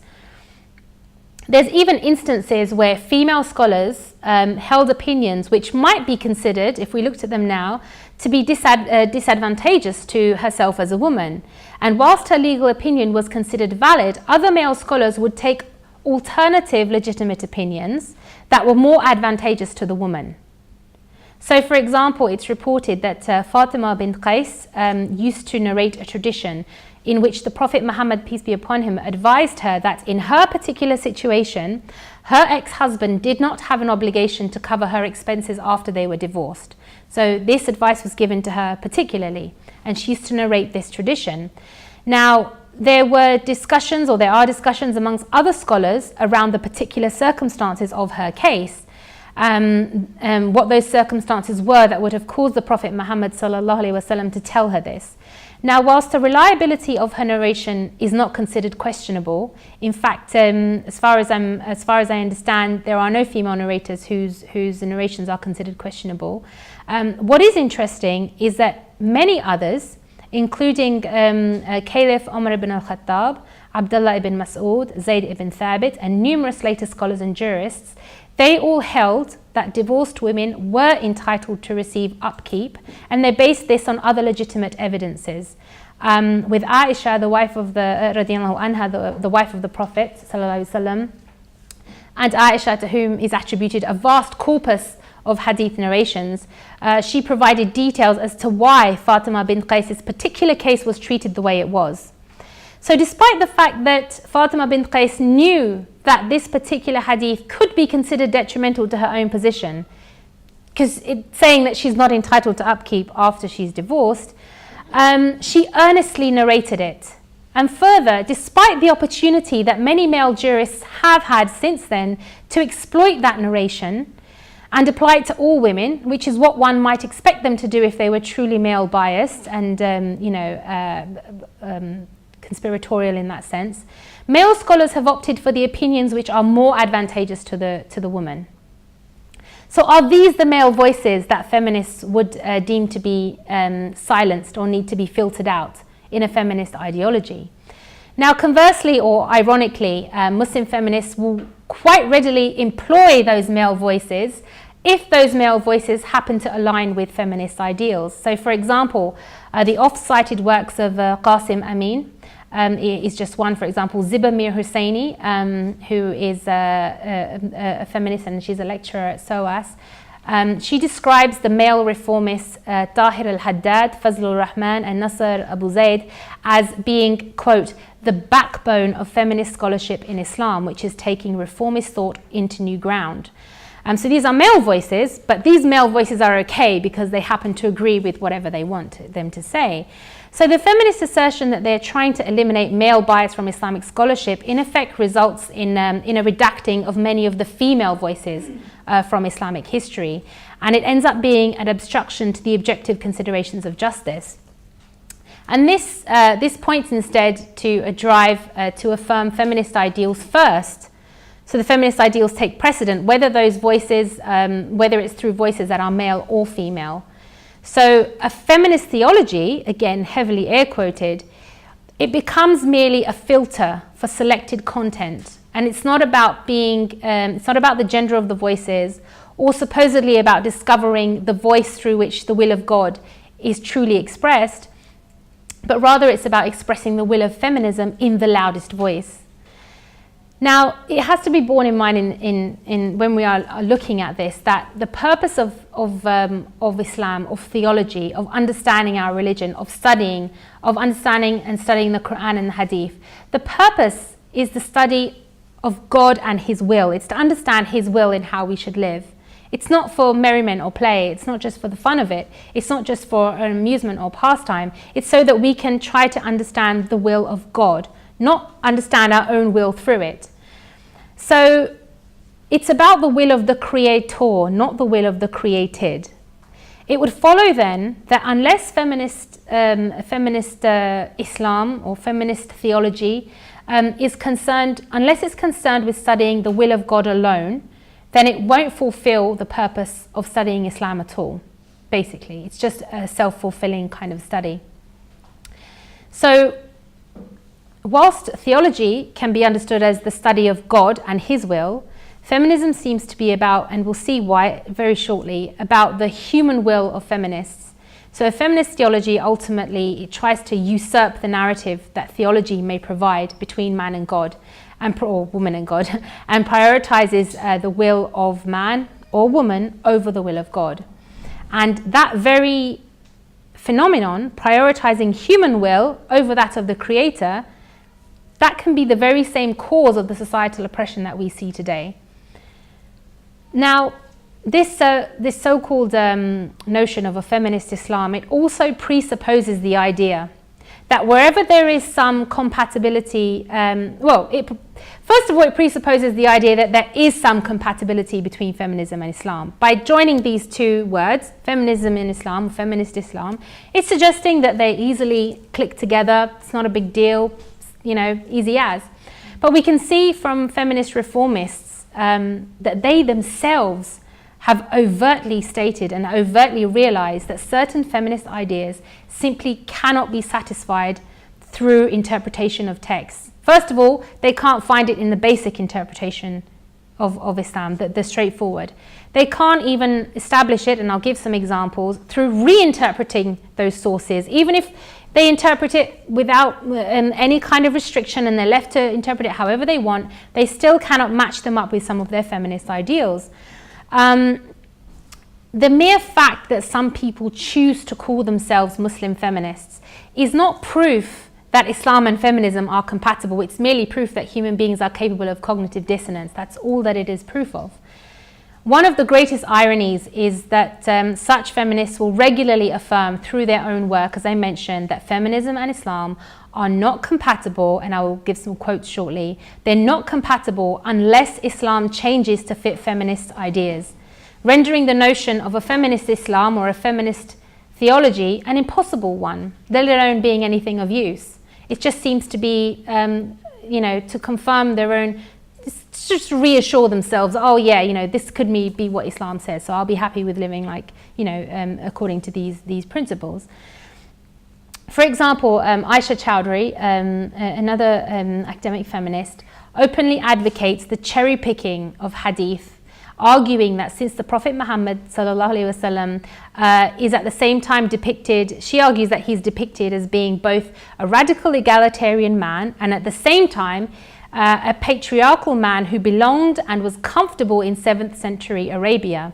And because of this, Aisha Chowdhury claims that one could choose which traditions, which hadith to choose from, to adopt from. She asks readers to take advantage of the pliable nature of prophetic reports. She states, in employing Prophet Muhammad's prophetic practice selectively to support a gender egalitarian vision of Islam, Muslim feminists would be doing exactly what Muslim scholars did when using prophetic practice to support patriarchal perspectives of Islam.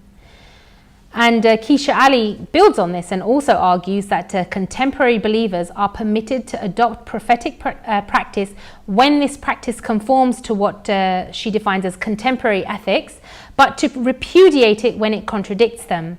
Now, these are well-known, central, self-defined Islamic feminists. These are not fringe. These are not some kind of wacky people that I found in the comment section of YouTube. These are people who publish the works that exist on Islamic feminism. Now, we've already observed above the problem that this approach runs into. Now, if, according to feminists, there's no authoritative version of Islam, first of all, who has a mandate to filter the prophetic tradition in any way? Certainly not feminists. And Muslim feminists may simply respond that this is, it's merely about allowing the discourse or the conversation to occur. Oh, we're just allowing the conversation to develop. It's not serious. We're just exploring. We're not imposing a particular interpretation. Again, not only would this thought experiment be of no utility, but the entire response is disingenuous. Feminists like Chowdhury state that the Prophet Muhammad, peace be upon him, they state that he did the best he could to create gender egalitarianism, but without fulfilling this vision in his lifetime. In other words, they're saying it was an incomplete mission.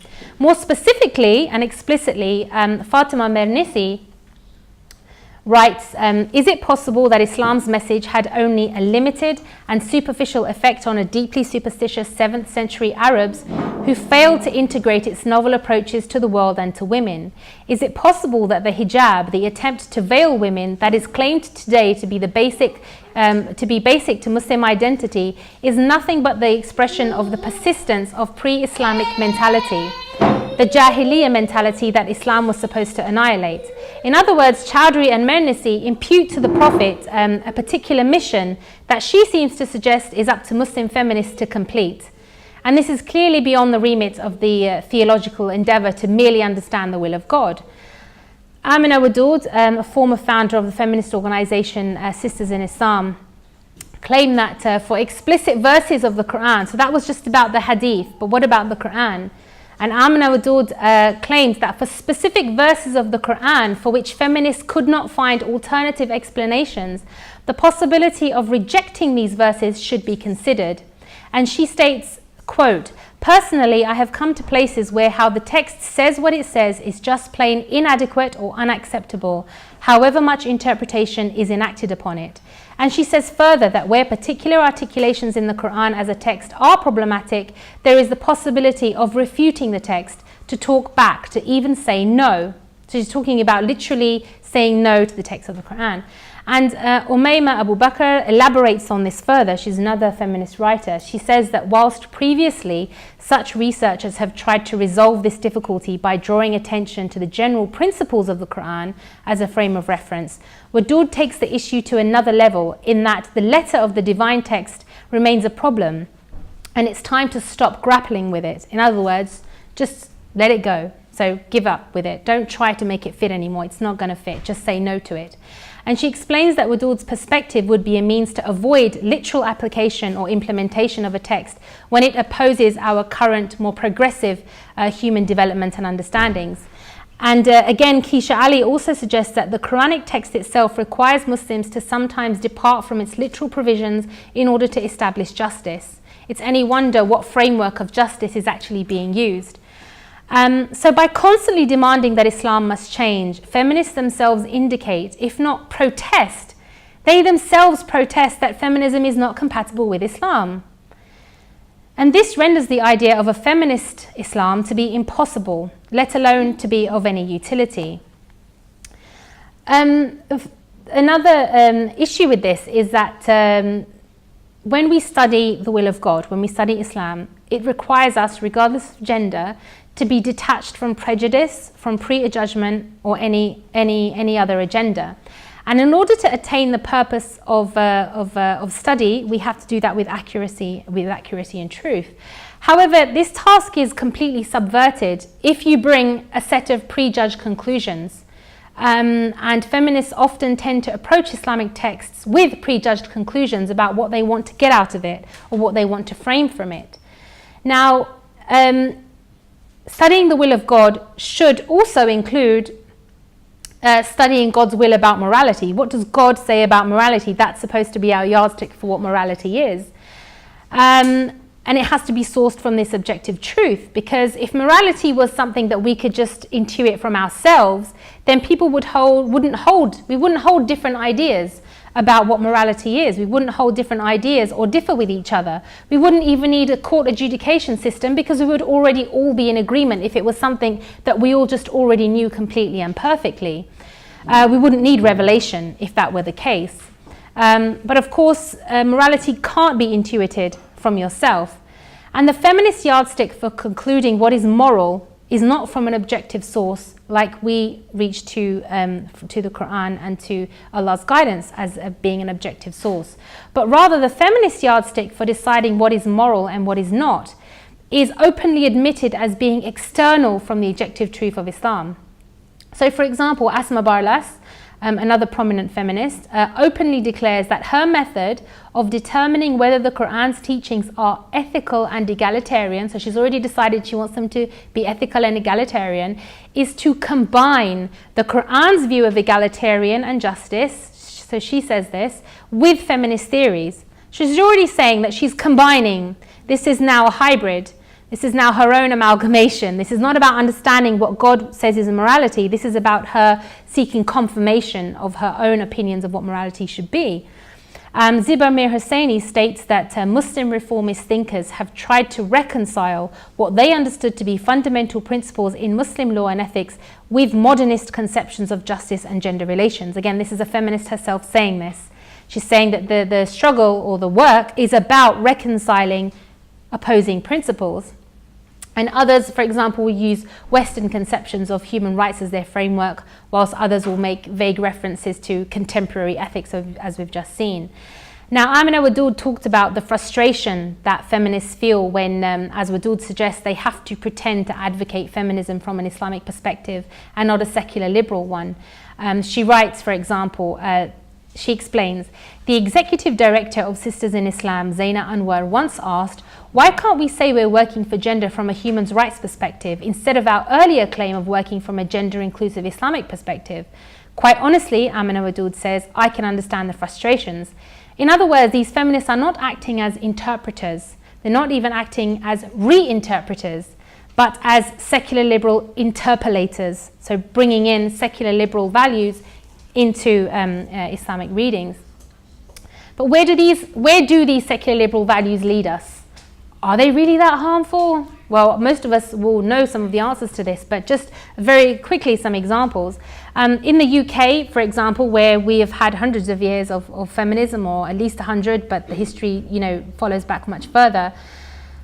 Whilst at every stage it's held itself up as being the lighthouse for women everywhere, as being the standard bearer at every stage for how women in the whole world should aspire to live like, it continues to strive. It doesn't have an end vision in sight, and it's led to a lot of unintended consequences. So, for example, there are studies which say, there are some studies which would have said that men receive preferential treatment in the criminal justice system. There are other studies which say women receive preferential treatment in the criminal justice system with lighter sentences, preferential and other preferential treatment. There are discrepancies in studies about preferential domestic violence support and cancer research, despite statistics showing that men are often vulnerable at similar or higher rates.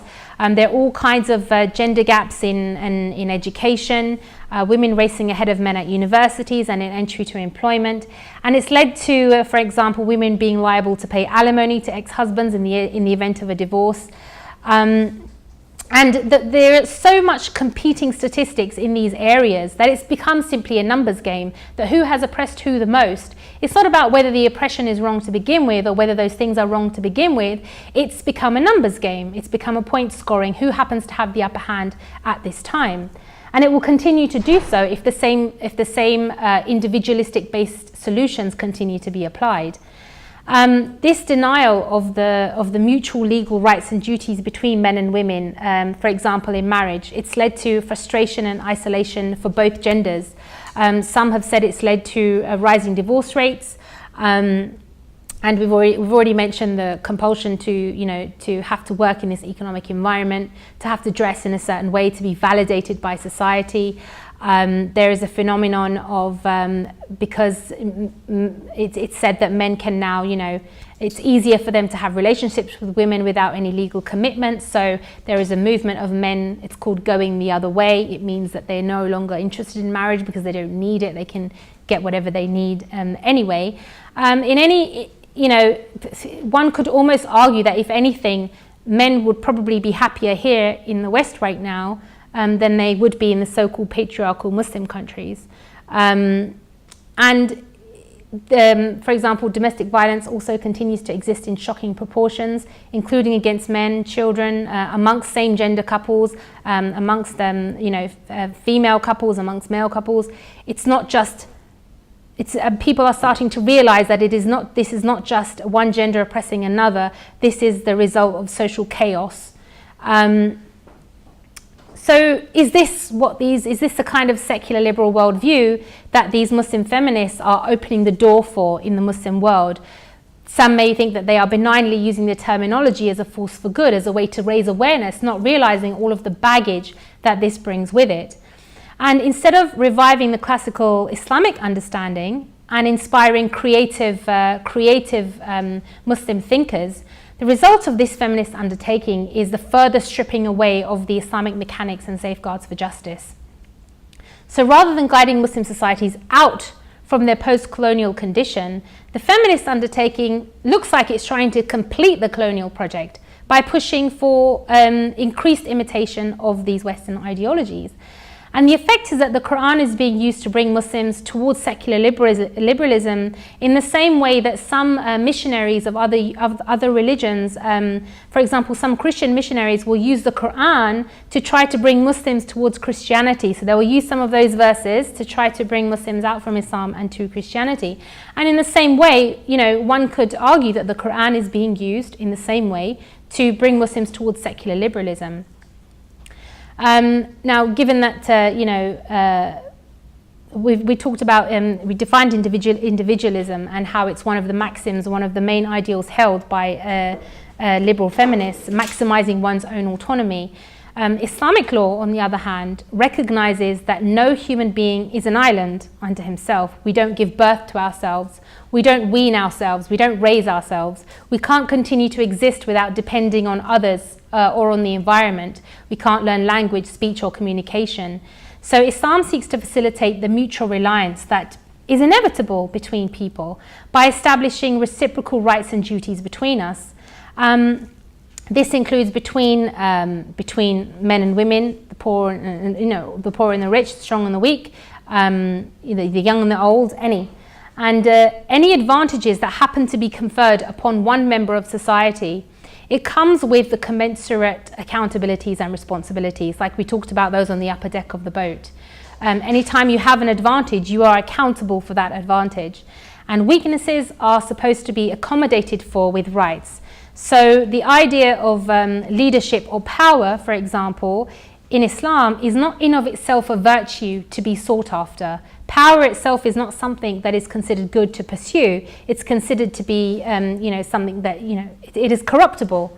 And the one who seeks power in Islam is meant to be the one who is shunned from it, who is kept away from power, because they are likely to be the ones that are corruptible. So Islam recognizes that power is a position of, is an undesirable position of responsibility and accountability. If someone has an authority over you, whether it's a male head of the house, whether it's your boss, whether it's the ruler, it's on their heads basically, and they have to answer for that. It's not something to be envied. It's not an honor or a privilege. And it's through this that, that equality between people is preserved. So whether you are a housewife, whether you are an engineer, whether you are the ruler of a nation, in Allah's eyes, your accountability is going to be the same. You are accountable for your responsibilities, whatever they may be. And God, in the Quran, Allah repudiates those who consider themselves to be self-sufficient. And reveals by way of example that mankind is not going to be called to account for our deeds just individually. It's not just going to be a one-to-one between, you standing before your Creator. But the Quran narrates that we're going to be called to account for our deeds in the hereafter in nations. So it's all going to be exposed and everyone's going to be accounted together, not merely by yourself. And the wrongdoers, as we've seen earlier, they'll argue with each other, blaming one another. So they are there together. They're not there by themselves.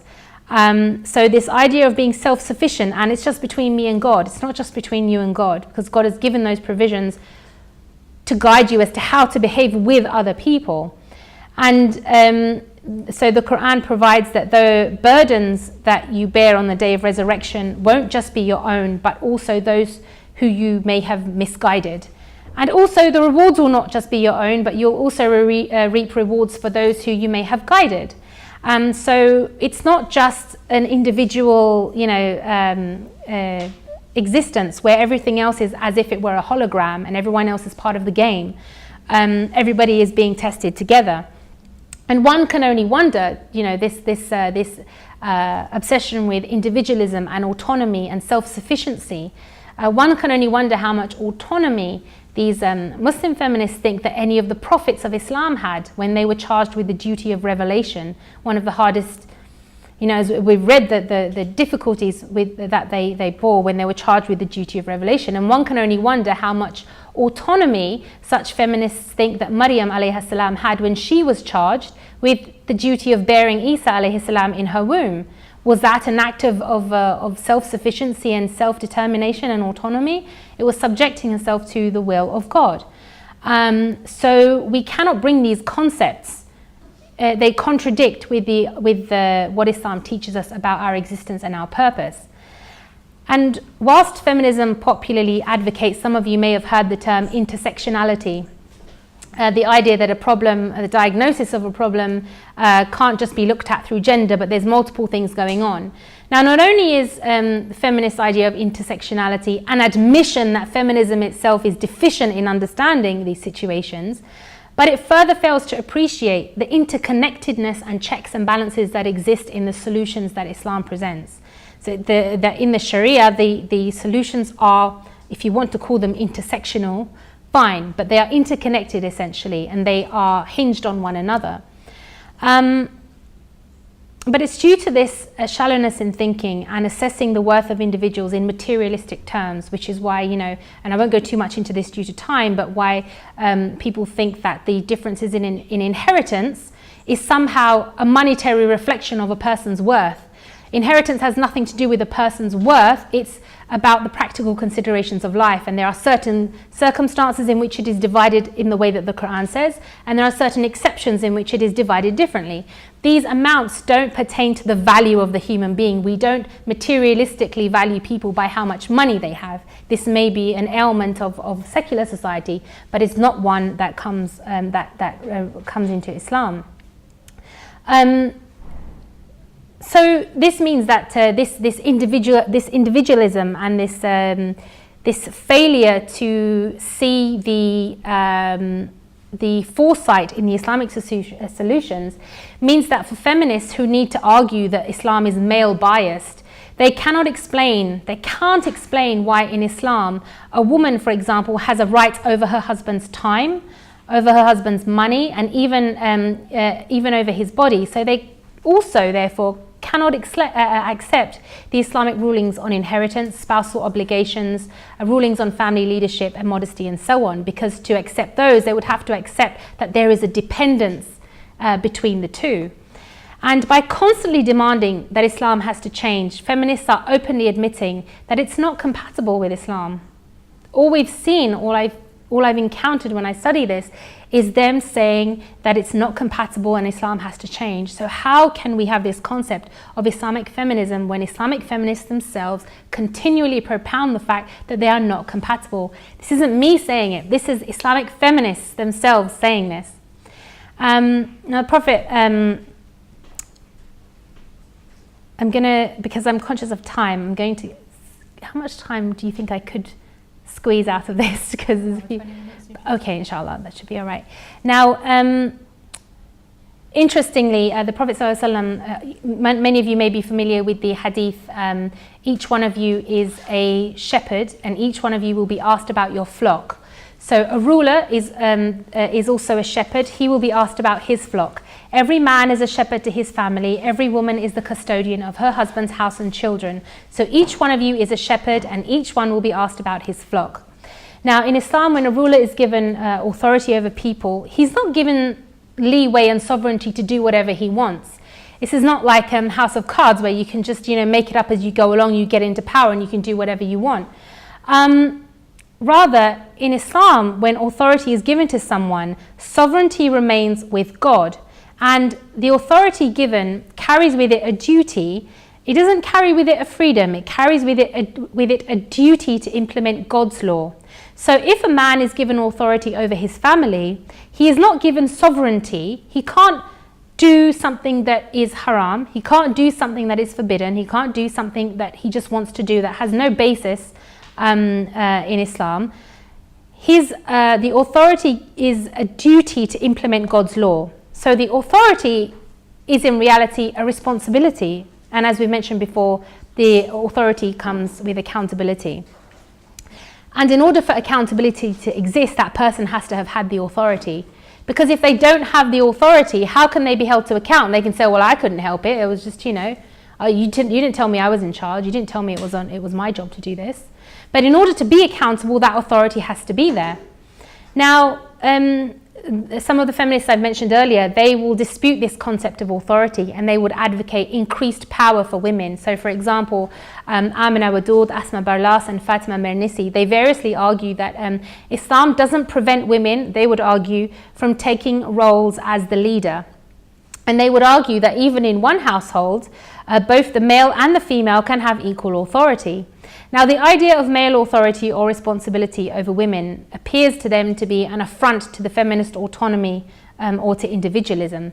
And Wadud and Asma Lamrabit, they argue that the Islamic injunction for a wife to obey her husband in what is permitted and what is the Sharia and what is halal, they argue that this obedience that the wife has to give to her husband contradicts the oneness of God. They argue that this contradicts Tawheed, as they claim that obedience is for God alone. This is absurd, because if obedience to the husband constitutes idolatry, then according to such feminists, a child, a boy obeying his mother would also be idolatry, a citizen abiding by the law would also be idolatry, and a Muslim obeying the Prophet Muhammad ﷺ, which the Quran explicitly commands, would also be idolatry. So these are very wacky arguments to counter the idea of male authority, and it's arbitrarily or just blindly because it happens to be a male in power. But in fact, the idea of authority itself is irrelevant whether it's with a male or a female. That authority is charged with fulfilling God's law. Then it doesn't matter whether it is a man that happens to be doing that role. In effect, you are absolved from that responsibility yourself. You have other responsibilities to be accountable for. And if they don't abide by those principles, you are then responsible to take them to account for that. So if they fail in their job, you don't just sit back and let them, do whatever they're doing. Then you become responsible to account them, as you are responsible to account a tyrannical ruler who is also committing injustice. It's the same thing. So there's also this feminist attempt to interpolate the concept of musawa, or the Arabic word now used for equality, into readings of the Quran. And they use this in what can be seen as an attempt to align the Quran with the Western conception of equality, which is different from the Islamic notion of equity between us, or how that works in Islam. Now, where does this obsession for absolute equality come from? Are we all biologically identical? No. Do any two people, regardless of gender, let's put gender aside for now, do any two people have equal strength, weakness, or ability? No. Equality doesn't exist in nature. So why does any ideology, including feminists, think that humans should suddenly be leveled and forced into homogeneous boxes and have equal or have the exact same or similar rights and needs? And this is something that feminists themselves realized. They realized this themselves, despite clamoring for equality to the extent that they did. They realized when they saw that equal treatment of men and women still didn't yield the so-called equal outcomes they had hoped for. It didn't work. Even in meritocratic environments, for example, women still tend to prefer, according to many studies, they still tend to prefer a work-life balance that involves less hours than men. And many tend to prefer leaving their careers to pursue motherhood and family. And yet feminists seem to be either ignoring or hiding this reality by claiming that women are forced to make those choices due to supposed continuing gender discrimination. The reality is men and women, for example, also do not walk away from adult relationships on an equal footing. And instead of calling for better or contractual safeguards for women, Feminism has instead empowered women to have casual relationships without commitment, leaving women quite literally holding the baby.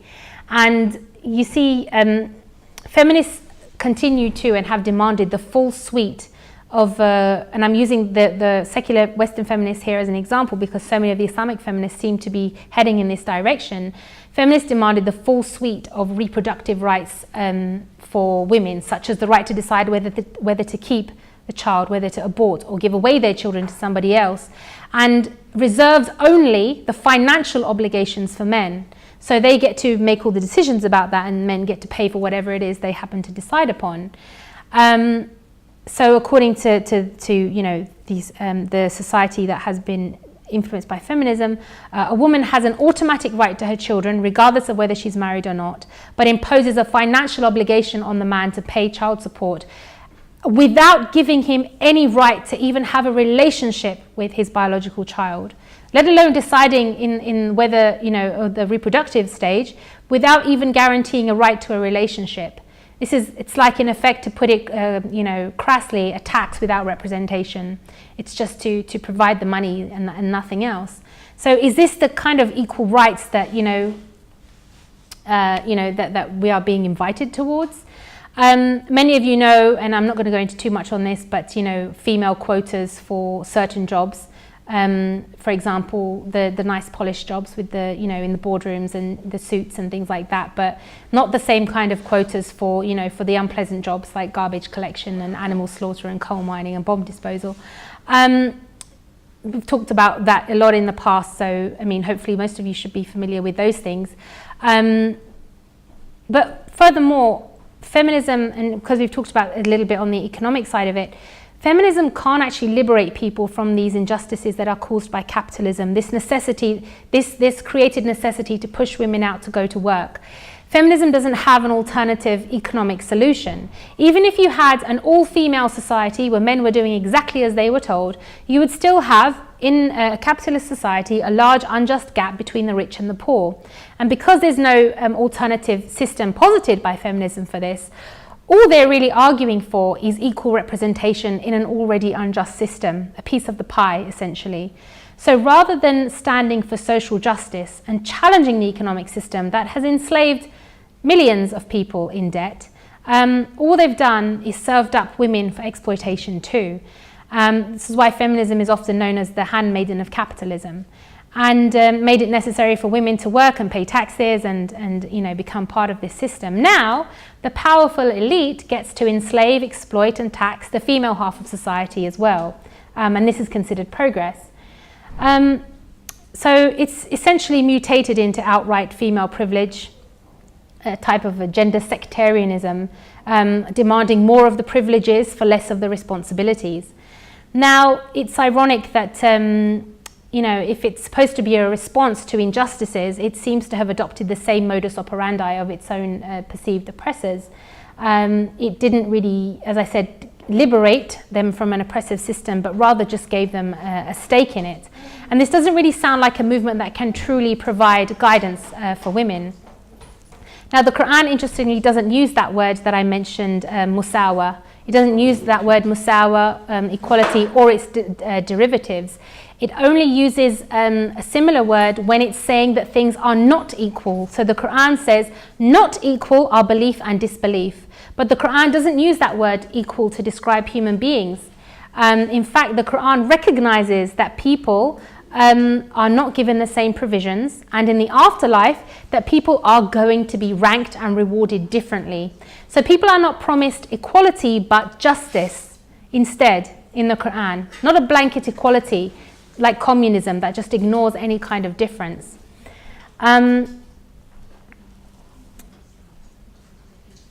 Now, very quickly, because I'm very conscious of the time, I had so much to say and I still have a little bit more.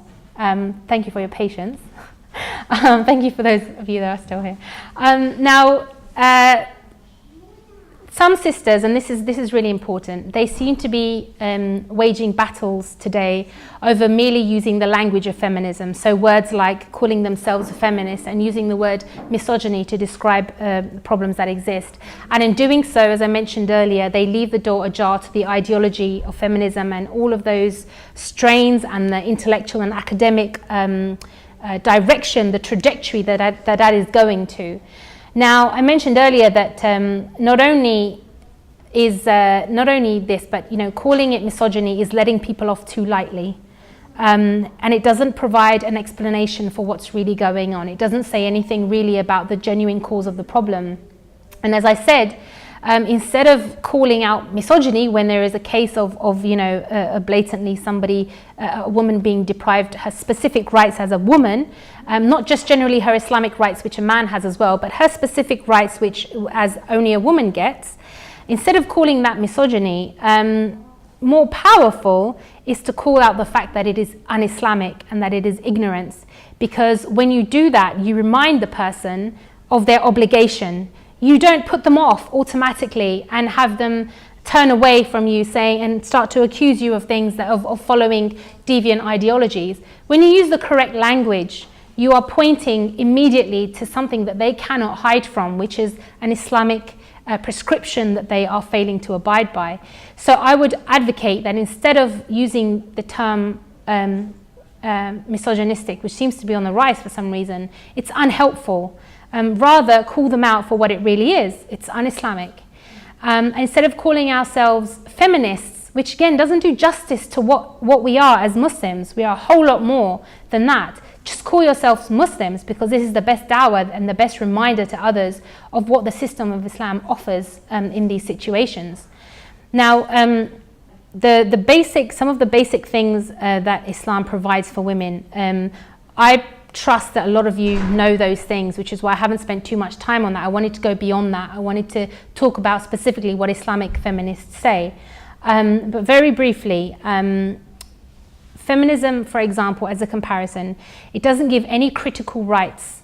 It doesn't guarantee or define any critical rights that women can expect from her marriage partner, for example, whereas Islam already has that. It has to be implemented, but it's already defined and understood, and from divine wisdom it's determined that that is the best right that you could possibly have. Feminism doesn't have any critical rights that women can expect from her marriage partner. Islam, on the other hand, gives women the rights to have her human needs fulfilled by her partner in marriage. Feminism and its individualistic basis doesn't offer these. Some of these rights, for example, that Islam includes the right to respect, affection and time from her husband, the right to physical satisfaction by her husband, the right to shelter provided by her husband, the right to food and clothing equal in quality to her husband, the right to physical protection provided by her husband, and the right to a dowry and alimony. One man asked the Prophet ﷺ, "What do you command about our wives?" And he replied, "Give them food from what you have for yourself, clothe them by that which you clothe yourself, do not beat them and do not insult them." So all these things point to the respect and the good maintenance.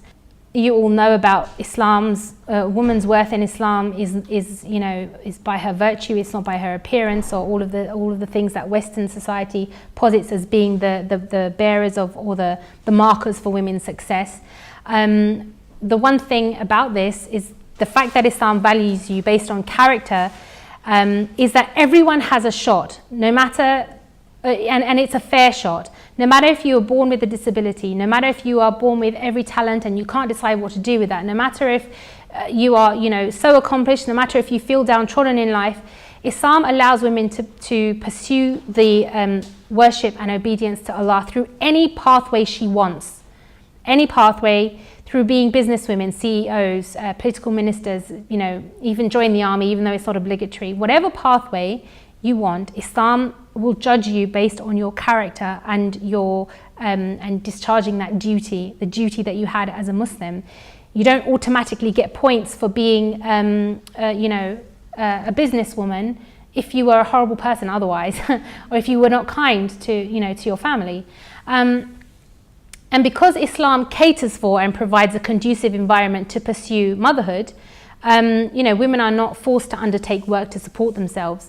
And this is there. This the environment is there to facilitate motherhood and family, because most women tend to become mothers at some point in their lives, and so this is something that has to be accommodated for in a system that claims it can provide, all the solutions to your life. However, there are exceptional ways to live, and there are other ways to live that Islam also provides for, but it provides for this because it's the most common thing, and it rewards that, and it doesn't denigrate that at all. In fact, it elevates it, as many of you know.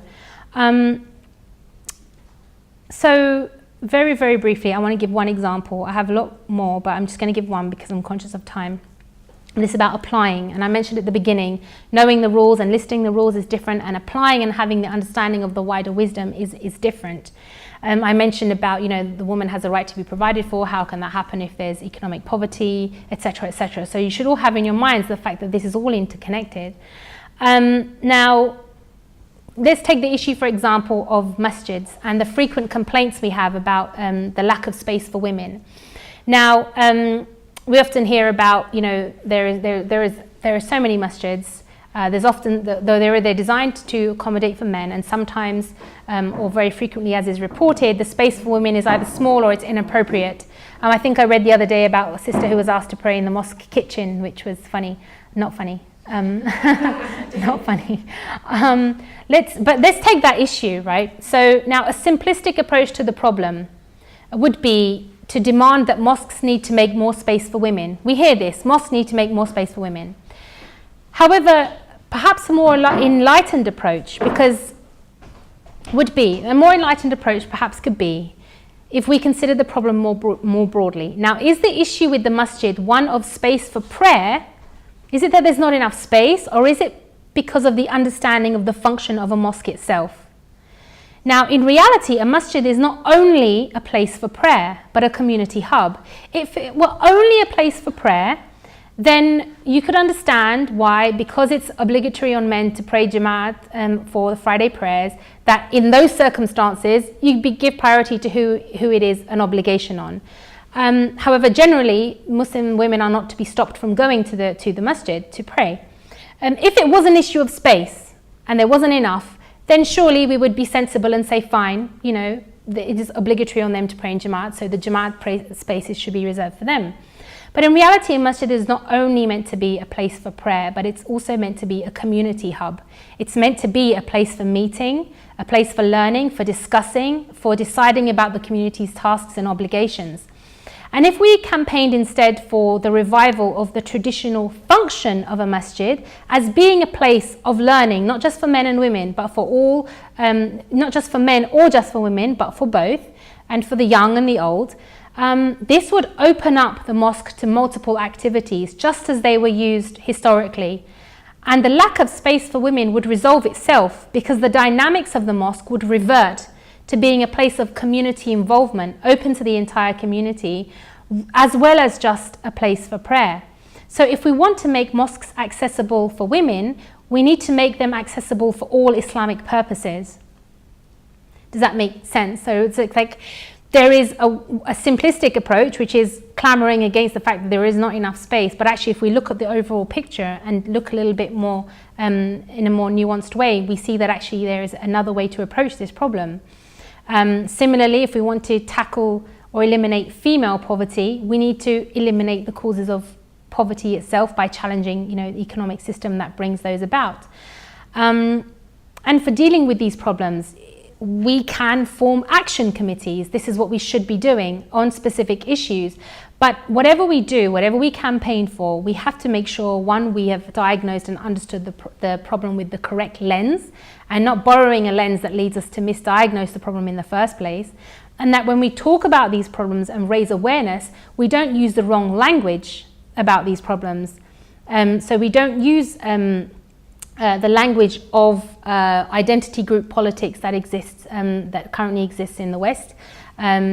For example, the language of feminism, for example, because not only does this turn people away, as I mentioned, it's incorrect in its diagnosis, and it offers no solution to go along with it.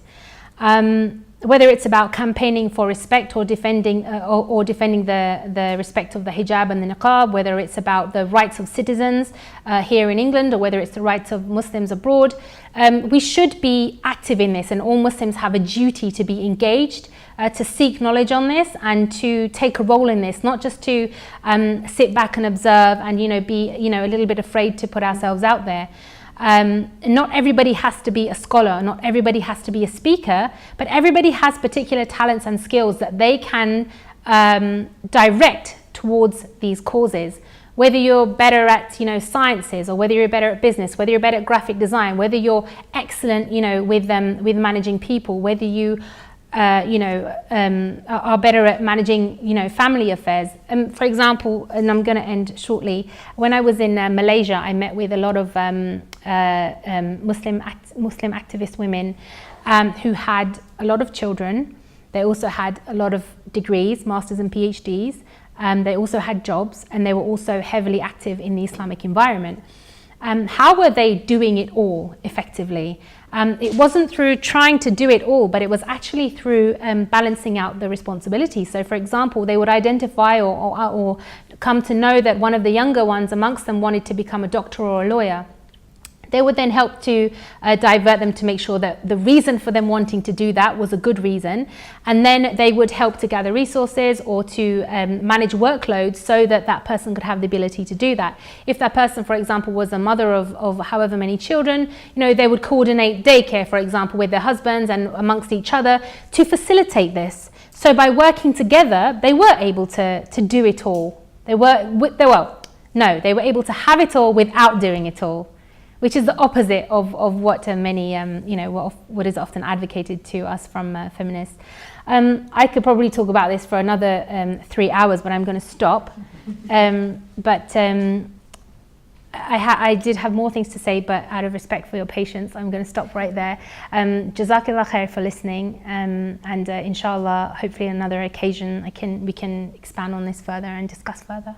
Jazakallah khairan. Inshallah, that's an excuse for us to invite you down.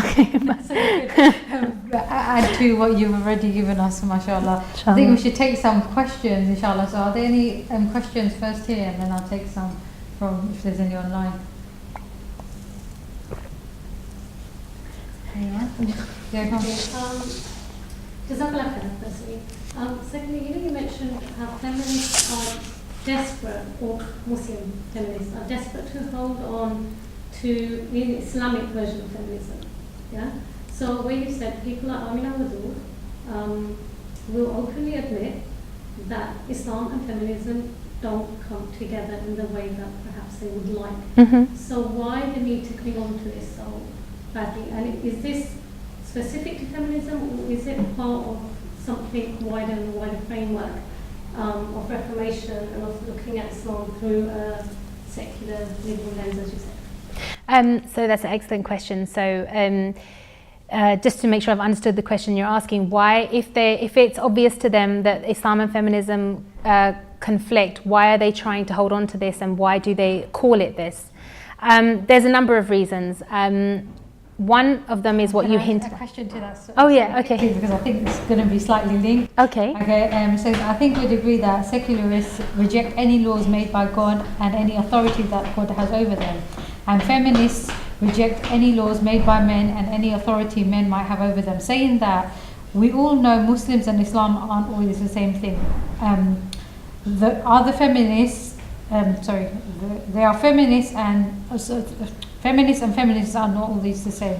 How should we tackle the issue that there are many sisters who think Islamically but couch their language within the vernacular of feminists? After all, on the flip side, we see many secular Muslims use Islamic terms to distort Islam, and we see many useless Islamic terms and are generally falling into Islam. Yeah, that is tied in. Yes, Yeah. So there's two reasons why people do this. It depends also who you're referring to specifically. So, for example, amongst maybe what you might come across on social media, and just generally in your interactions with other sisters around you in your day-to-day life, when they do use the language of feminism, there sometimes is an innocent use of the word, thinking that, oh, it just means equality for men and women.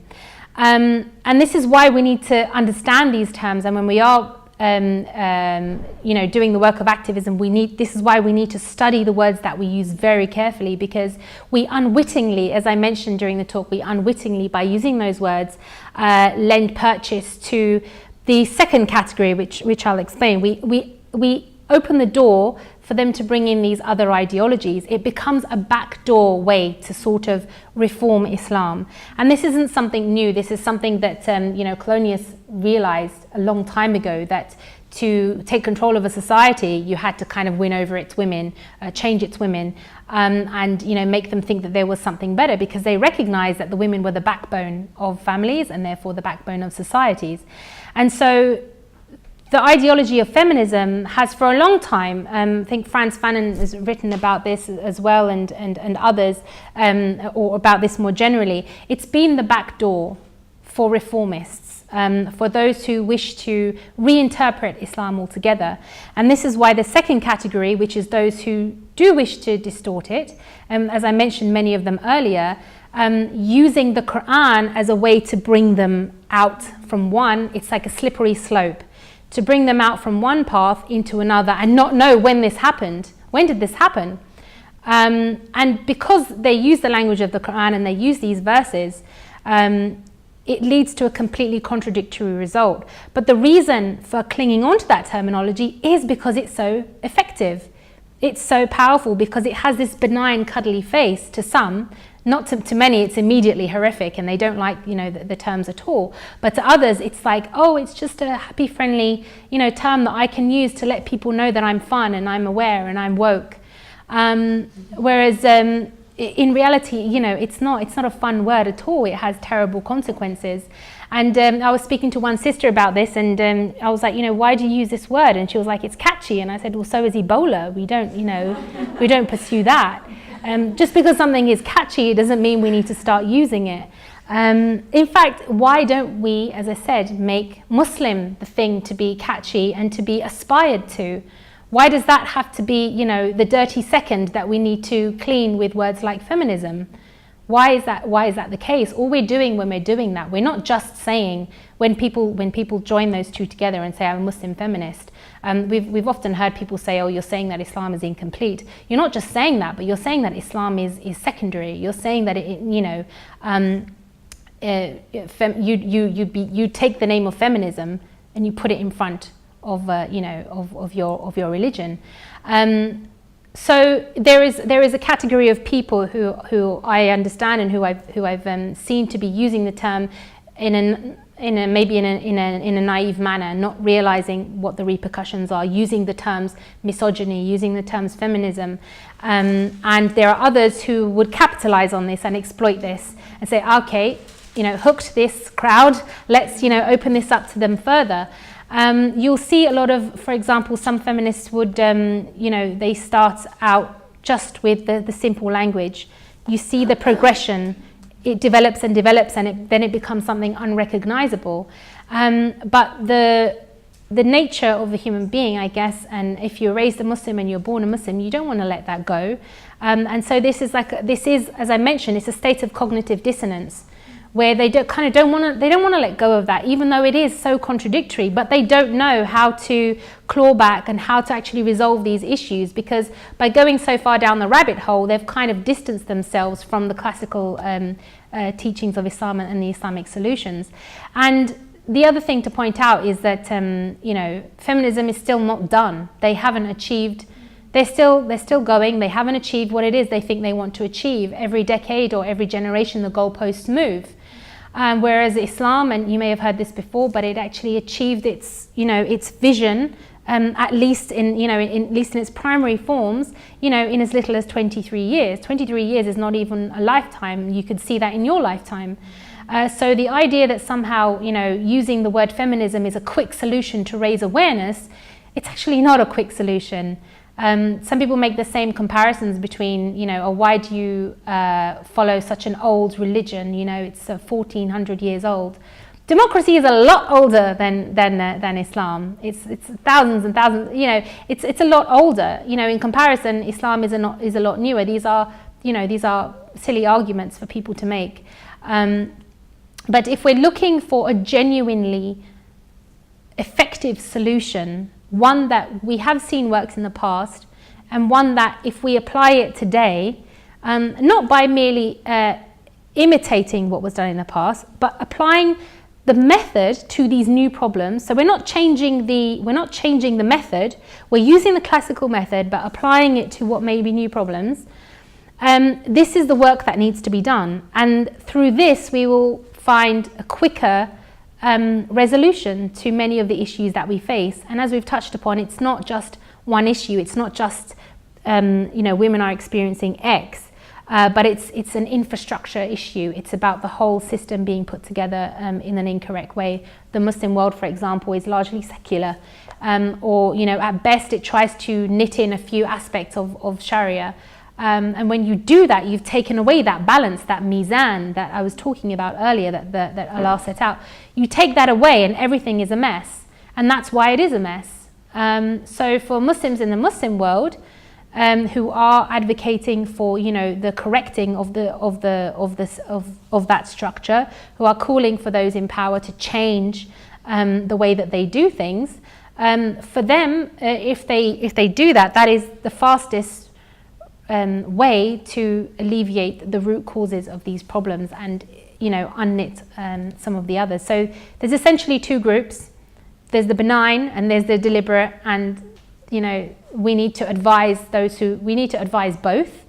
and we need to be very, very cautious about the language that we use. I mean, it's the word fascism. Does anybody know what that actually means? Apparently, the original meaning is actually not benign, but because it's been turned into this word, we don't suddenly start calling ourselves fascists just because its original meaning was benign. I'm sorry, I forget what it was, but if you can look it up, that would be good, something to do later. I'm going to take one last question, okay. And then if you could just wrap up your sure. Message of what you wanted us to take. There's a question online. It says, Islamic history has given us many Islamic role models, but do you feel that our sisters take specific details about the mothers of Islam rather than a holistic view of women? So the business side of Khadija radiallahu anha, or the scholarship of Aisha radiallahu anha, for example, and is this okay?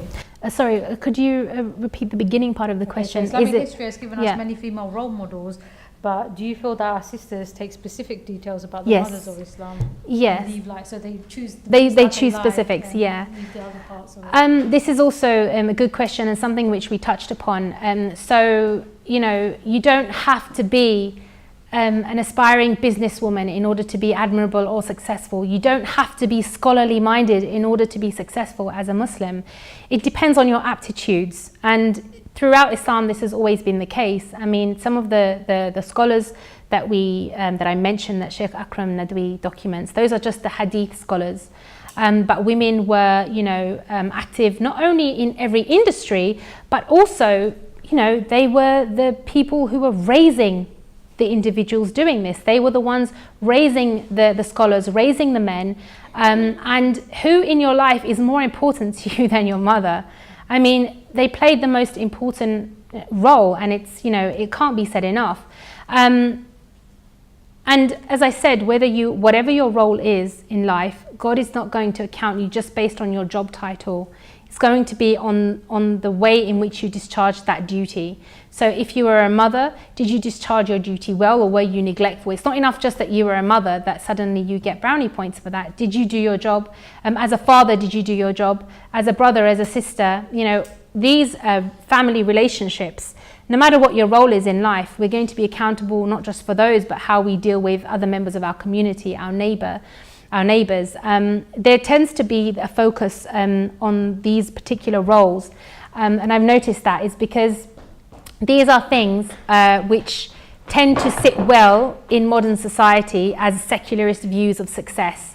It is, Khadija was a businesswoman, radiallahu anha. Yes, she was, mashallah. That doesn't mean that is the identity of a successful person. And this is why we talked about earlier, the purpose of a Muslim is to live according to Allah's laws, and that is the identity of a successful person, someone who does not stray from that. So yeah, there is definitely and I think it's a little bit unfair, because I remember I went to school with a girl who was, she was so, I've never known somebody who was so sincere and kind and, you know, and loved by everybody. And she would work so hard at school, but no matter how hard she worked, she couldn't get the grades that she wanted. It wasn't for lack of trying, it was just maybe that type of knowledge was not what her aptitude was. She was an intelligent person, just not in those fields. So suddenly, if we then say that, and this is why I try to avoid, for example, saying that women are valued for their intellect, because it's not fair. Women are valued for their characteristics and their virtue. Intellect is something that is, you know, either a skill acquired or it's innate in you. But we often hear that, you know, Muslim women are valued for their intellect and for, you know, for all these other things. But actually, the only thing that matters for any Muslim, male or female, is whether they fulfill their duties as a Muslim, and whether they hold to account, whether they command to good, whether they discourage and forbid evil. So that is something that we need to be more cautious of, along with the languages, the examples that we pull out. I mean, I often hear about, oh, you know, women were warriors, and that's great, but it doesn't mean we have to be a warrior in order to be, you know, in order to be successful now in this day and age, or ever, you know, mashallah, you know, each person has their own triumphs and their own achievements in life. But our ideal should be to understand our purpose for why we do these things. So I was mentioning in Malaysia, for example, when a sister may express that she has a particular interest in a particular field, make sure that that person is doing it for the right reasons, to pursue their duty to God, not just for the fun of it, not pursuing progress for the sake of progress, but pursuing progress for the sake of helping Allah, in Allah's cause, or serving in Allah's cause. So that is the main attribute we need to look at, and that's more to do with sort of the revival of thinking. And again, perhaps a topic for another day, but it's just it's an interesting question and one that we need to think about. Jazakallah khairan everyone for coming. I just wanted to tell you, we had about 60 viewers online live, and I saw there's about over 4,000 just views, but 60 people watching consistently online as well. So mashallah. As you say, also may Allah reward every single person here today that's made the effort to come, especially with the holidays. I know there's so many things happening, weddings and God only knows. I know people are really busy. We've had people saying, you know, like family problems and things like that have got in the way of them coming. So, you know, may Allah reward you all for coming, and inshallah, you know, you get reward for every step that you made to come here today. And especially to Sister Zara for making the effort to come here and put together this talk and to deliver it for us. And inshallah, we definitely want you back. I want that on recording. Inshallah, that, you know, you're definitely going to come back and you know, tell us more about what you've got to give to us. Mashallah, you know, you're a wealth of knowledge, and may Allah reward you for all your work that you do. May Allah accept anything that was good today, and anything that's wrong is obviously from me.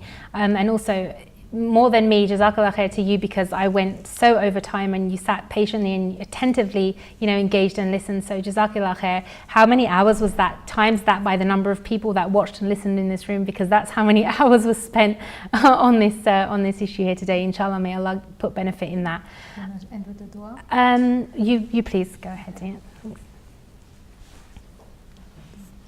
ربنا آتنا في الدنيا حسنة وفي الآخرة حسنة وقنا عذاب النار. لا يكلف الله نفسا إلا وسعها لها ما كسبت وعليها ما اكتسبت. ربنا لا تؤاخذنا إن نسينا واخطأنا. ربنا لا تحمل علينا إصرا كما حملته على الذين من قبلنا. ربنا ولا تحملنا ما لا طاقة لنا به. واعف عنا واغفر لنا وارحمنا أنت مولانا فانصرنا على القوم الكافرين. آمين.